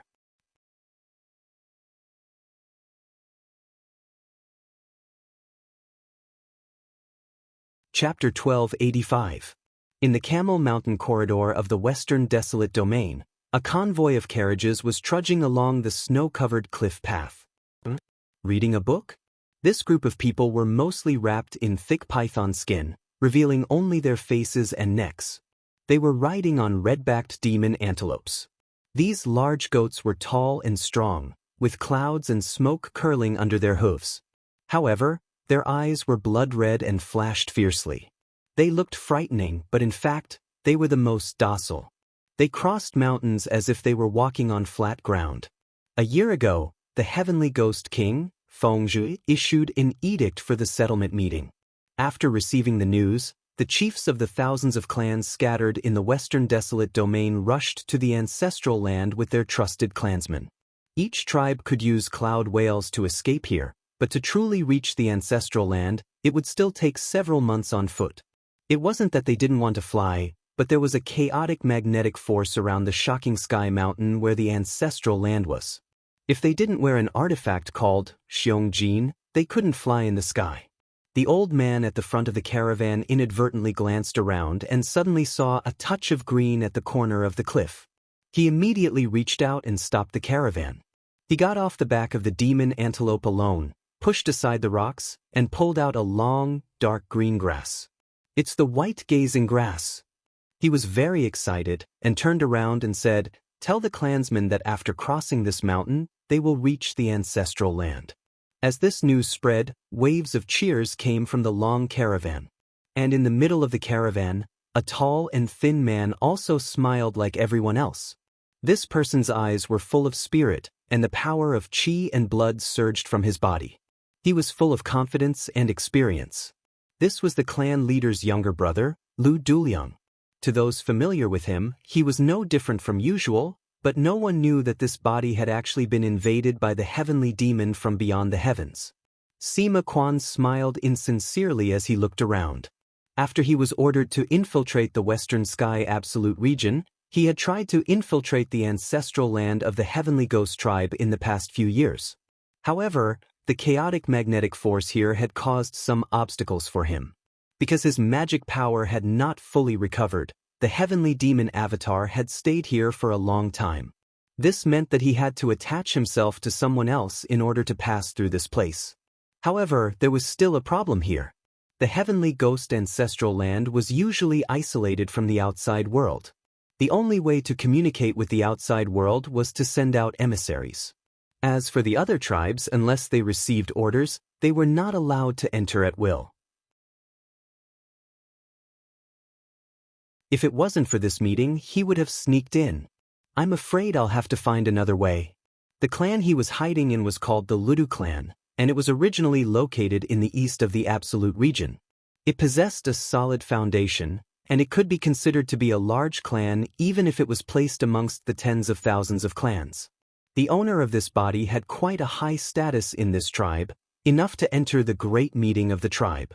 Even if an accident really happened, as long as they managed to get rid of the tribe leader, they would be able to enter in place of him. Elder Liang, the patriarch has summoned you. A clansman approached and called out respectfully. Sima Quan waved his hand. He signaled that he understood, then drove the ghost antelope to the front of the convoy, bowed slightly to the old leader, and said, "Brother Wang, you called me?" The old man pulled him to the side and said, "My tribe hasn't stepped into the ancestral land for more than 2,000 years. I don't know if the rules inside have changed. I need you to go in first.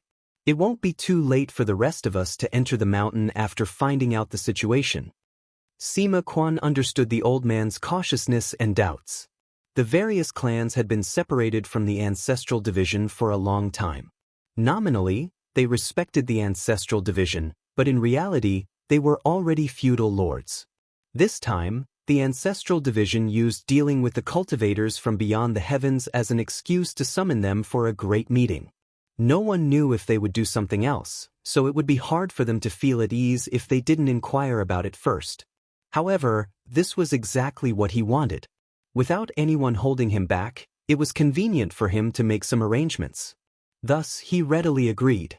The old man said, "The people of the clan and I will wait here for your news." Sima Quan said apologetically, "Then I'll have to trouble you to wait for a period of time." The old man smiled and said, "It's been a year, what's there to be afraid of?"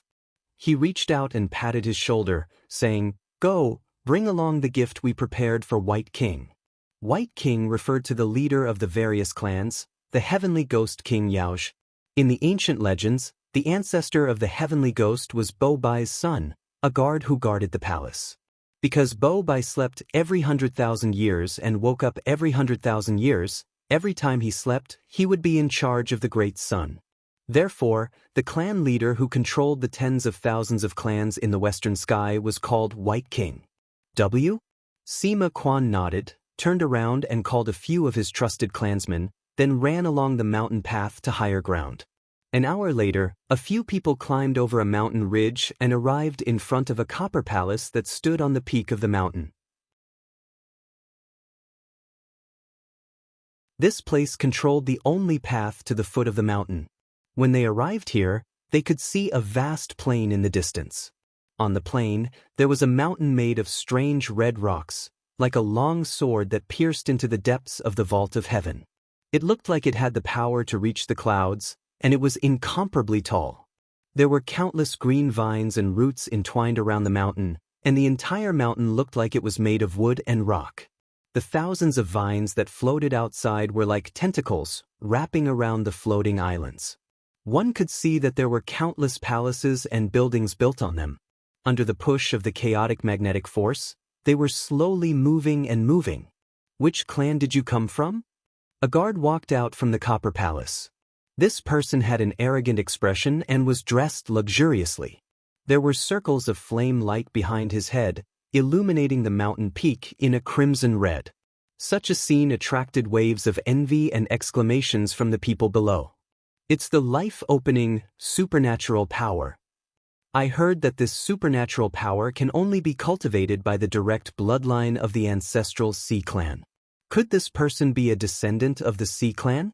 When Sima Quan was illuminated by the brilliance, he felt his body heat up a little, as if he was seen through from inside out. Rumor had it that this supernatural power of the other party could change between reality and illusion, and any formless technique would not be able to escape from this supernatural power. This meant that the most powerful life-saving supernatural power of the other clans was useless in front of this person. However, he was a heavenly devil, and what he used was the art of attachment. The soul of this body was still preserved, and when necessary, it could be released. There was nothing fake about him, so his expression did not change. He walked forward, put his hands together, and reported his identity. "Do clan?" The guard's expression softened a little, and he said, "Hasn't your clan leader arrived?" Sima Quan replied, "The clan leader's party was delayed on the way, and I'm afraid it will take a few more days for them to arrive. To avoid delaying the meeting, they sent us here first." The guard looked at him and seemed to have noticed something, but he did not make things difficult for them. He threw a bronze plate over and said, "This is Xiong Jin. With this, you can fly for 3 days, enough for you to reach the clan mountain. If you want to use it again, you need to go to the ancestral temple to offer a blood sacrifice." Sima Quan thanked him and took it. Under the guard's gaze, he cut his wrist and dripped his blood on it. This item could not be touched unless one had the chi and blood of the heavenly ghost. It was impossible for outsiders to change their appearance and enter. When the guards saw this, the guard's vigilance disappeared. He put his hands together and bowed, then returned to the copper palace. Sima Quan hung the bronze plate on his body. Now that he could use the chi and blood that had been suppressed after entering this place again, he let out a shout and swept his trusted subordinates and mounts into the sky, flying in the direction of Shocking Sky Mountain. After flying for a day, his body felt a little strained, and he landed on a floating island. There was still at least a day's journey to the ancestral mountain. Even with the help of Xiong Jin, his chi and blood had been greatly depleted under the influence of the chaotic magnetic force. At this moment, A trusted subordinate came up and said in a low voice, "Elder Liang, those two little people haven't had water and food for a long time." Sima Quan looked around vigilantly and released his qi and blood, covering the area in front of him. He then said, "Bring them up." Not long after, the confidant came back with a wicker basket wrapped in thick fur. He lifted the cloth covering it, and two little heads popped out. They were actually two little girls with skin as white as jade. Their eyes were clear and pure, and they looked obedient. They were very lovable, and the most eye-catching thing was the pair of petite wings on their backs. These were outsiders that the Furnace Poison Division had captured from the murky azure sky above the earth. Before this, the natives of the mountain and sea realm had never seen a living creature come out of it. The rarer they were, the more valuable they were, so they were prepared to be presented as a big gift. Sima Quan, however, had other ideas.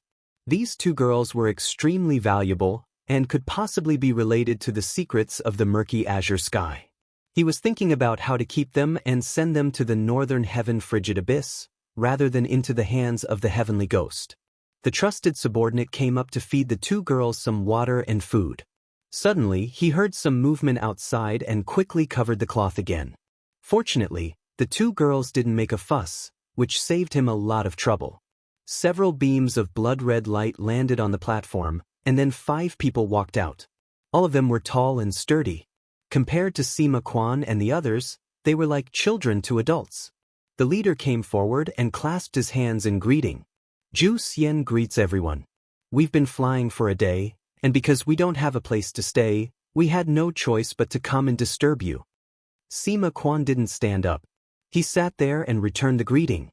"So it's Chief Zhu. I am Furnace Poison Liang." Furnace Poison Liang? Zhu Xian's body trembled, and his expression became somewhat restrained.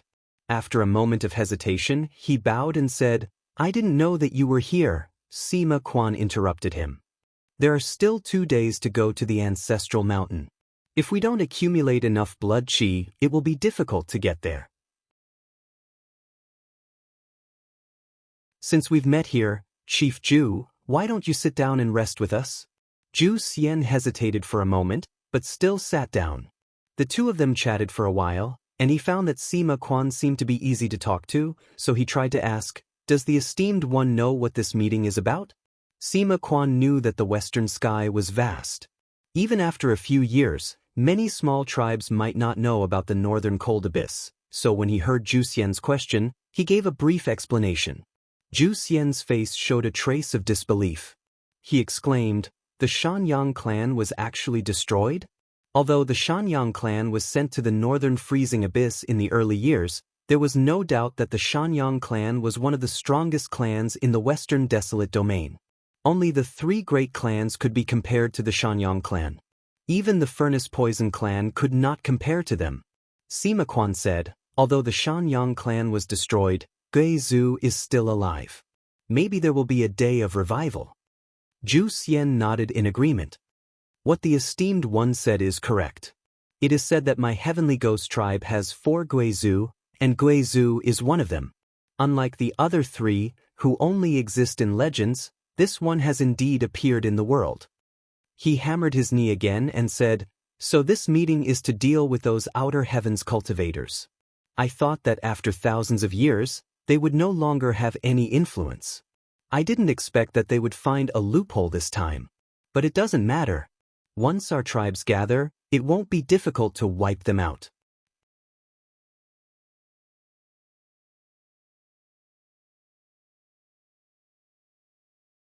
Chapter 1286. Outside of the barrier of the mountain and sea realm, Zhang Yan stood there in his black robe. He was currently inhaling and exhaling qi, and as he did, strands of violet qi flowed toward him from all directions, almost like silk being spun from a cocoon. Gradually, the violet qi flowed into his body. The pure violet spiritual opportunity was spread out in all directions, and would require tens of thousands upon thousands of strands of qi to form a single strand. Therefore, it was very difficult to collect them. Thankfully, no one was fighting over them. Even though Sect Master Qin and Sect Master Yu were both gathering qi outside the heavens, the 3 of them were in different locations, separated by billions of miles. It could be said that they did not disturb each other. However, at the level of mortal metamorphosis, they could communicate with each other through their divine wills. If one of them needed help, the other two would immediately rush over. Although the mountain and sea realm's void was a peaceful place, it was actually filled with many strange living creatures. The most common was the Six Whiskers divine ray, which looked like both a bird and a fish, and usually fed on starlight. However, sometimes they would break through the barrier of air and enter the mountain and sea realm to play. If they encountered intelligent creatures, they would give birth to offspring. Furthermore, the Six Whiskers divine ray had another hobby.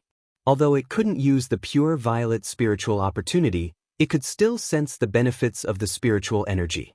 Therefore, it often gathered in places with abundant spiritual opportunity to rest and reproduce. For this reason, Zhang Yan knew that he could capture them and use them to concoct medicinal pills and magical treasures.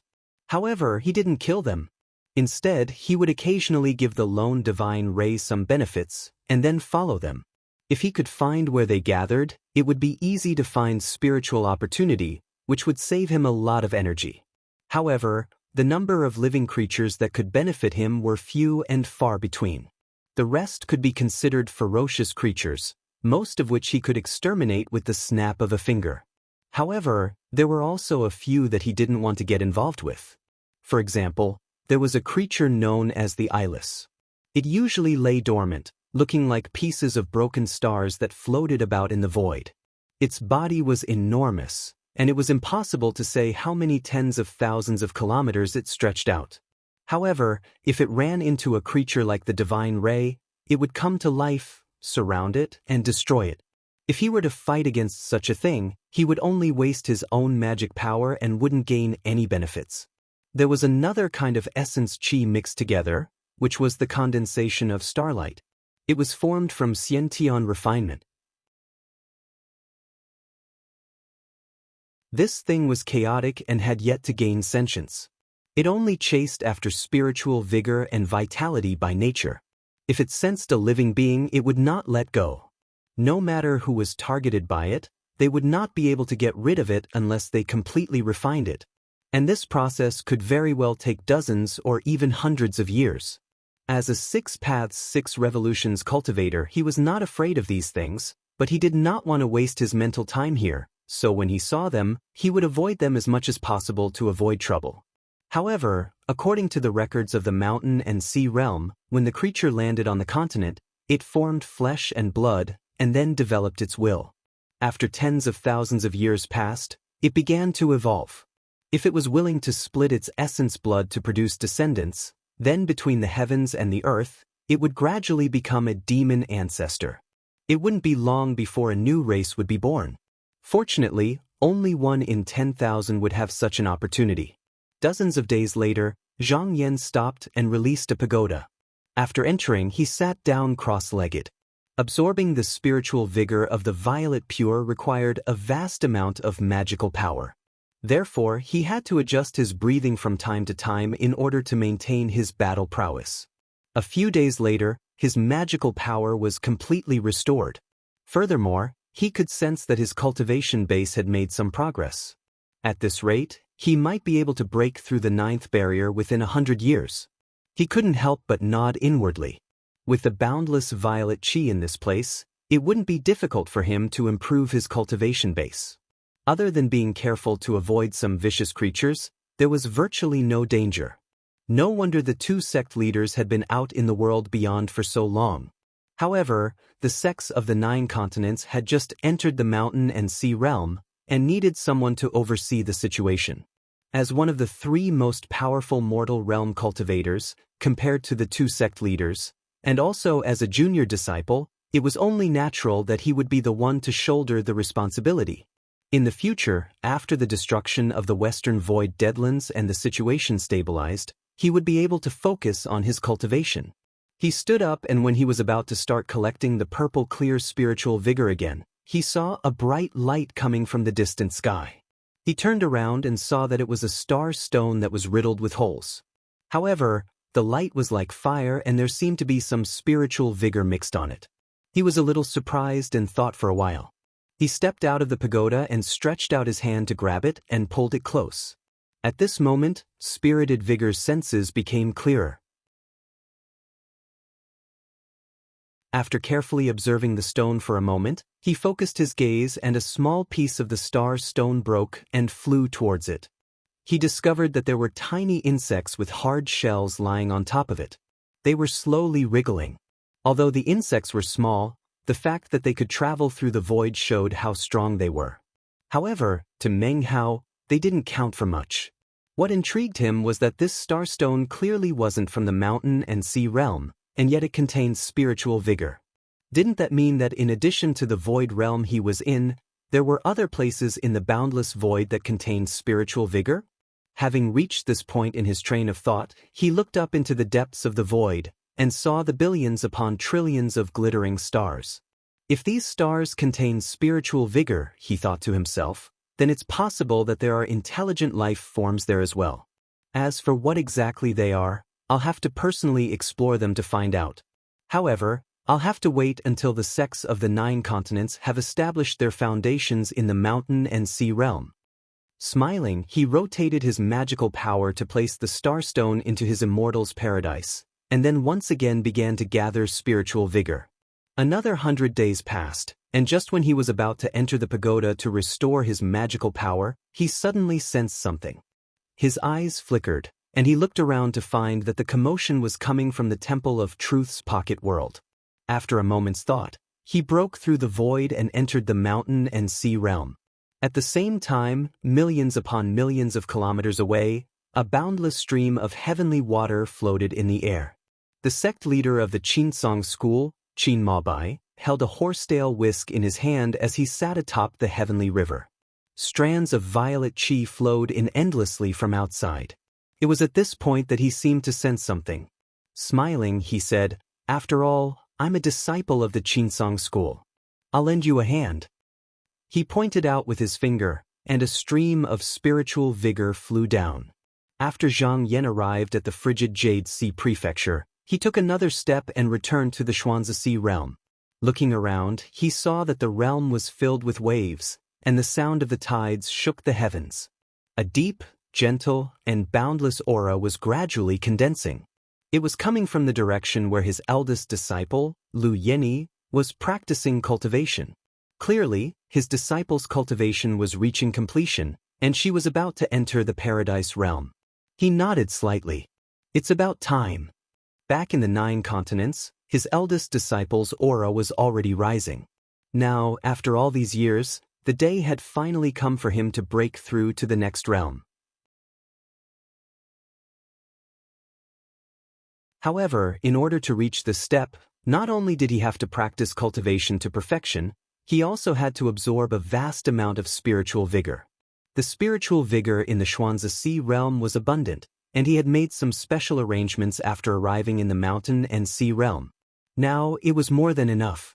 However, at this moment, another aura appeared in another part of the realm. At first, it wasn't obvious, but he could sense that the spiritual vigor contained within it was vast and stable. It was slowly but surely expanding outwards. Oh, at this time, Zhang Yan was slightly surprised. That was where his second disciple, Tian Kun, was. This disciple used to be the Paradise Realm Greater Demon, Guizongyao. He had received guidance from Wuming Daoren and had become Zhang Yan's disciple. He had cultivated in seclusion for 2 lifetimes and had gotten rid of the impurities of the past. It could be said that he had accumulated a lot of experience, and because of his special cultivation method, he had hidden his aura well. However, anyone with a bit of knowledge would know that once he released it, it would definitely be earth-shattering. He thought about it for a moment. If it was only his eldest disciple, Lu Yenyi, then the spiritual vigor in the small realm would be enough. But now there were 2, and it was a bit difficult to make ends meet. Fortunately, he always did things in advance, especially in order to deal with the heavenly ghost tribe. There were several elders in the Hall of Purity Truth who had cultivated in seclusion, and they had predicted that such a situation would happen. Since the spiritual vigor was insufficient, then he could just get it from the outside. He waved his sleeves and took out the jade seal of the Hall of Purity Truth Master. It was different from the secondary seal that was destroyed in the Jade Cliff. This seal was the main seal of the Hall of Purity Truth Master. Once it entered the sky, it expanded the door of the small realm that was already opened, and the spiritual vigor from the outside continued to enter. In the 9 continents, the spiritual vigor of heaven and earth had been used for hundreds of millions of years, and it was getting thinner. The few places that were rich only existed in the places where the spiritual veins of the mountains and rivers converged. However, if one could enlighten the spiritual point, the spiritual vigor of heaven and earth could be purified. Under its cover, it could even evolve into a paradise. The closer one was to the spiritual point, the clearer the spiritual vigor was. Hence, when a cultivator entered the paradise, it was best to use the chi of this place. However, this chi was limited. In the past, only those who had made great contributions to the sect, or those who had a respectable position could enjoy it. In the end, it was because of the lack of spiritual vigor. In the mountain and sea realm, however, there were no such misgivings. There was no shortage of spiritual vigor in this world, but the chi was too turbulent. It was not as peaceful as the 9 continents. Although it was not a big deal to directly consume it, it was impossible to use it for one's own purposes in a short period of time. That was especially true when a cultivator was about to enter the paradise. In view of this flaw, Zhang Yan set up a grand spell formation in the small realm. After the circulation of spiritual vigor, it could adjust the spiritual vigor and calm it down. However, the speed of the circulation of spiritual vigor could not be compared to the speed of the spirit point, so he had to use his magical power to stimulate it. He flicked his finger, and a mighty stream of spiritual vigor poured into the spell formation. It was at this point that a stream of spiritual vigor descended from the sky. It spun like a whirlpool, and then slowly formed something that resembled a spirit point. Compared to the original spirit point in the Qinsong school, it was much smaller. It only covered the entrance to the small realm and didn't touch anything else. Zhang Yan knew that the sect leader had come to the aid of the sect leader, who had used his vast magical power to temporarily create the spirit point. He could tell that it would only last for 10 days or half a month, after which it would fade away. However, the spiritual vigor of the mountain and sea realm was limitless, and the amount of spiritual vigor accumulated during this period of time was more than enough for 2 disciples to use. Therefore, he clasped his hands and said, "Disciple thanks the sect leader on behalf of the disciples." You're tuning in to the Passion Pages YouTube channel.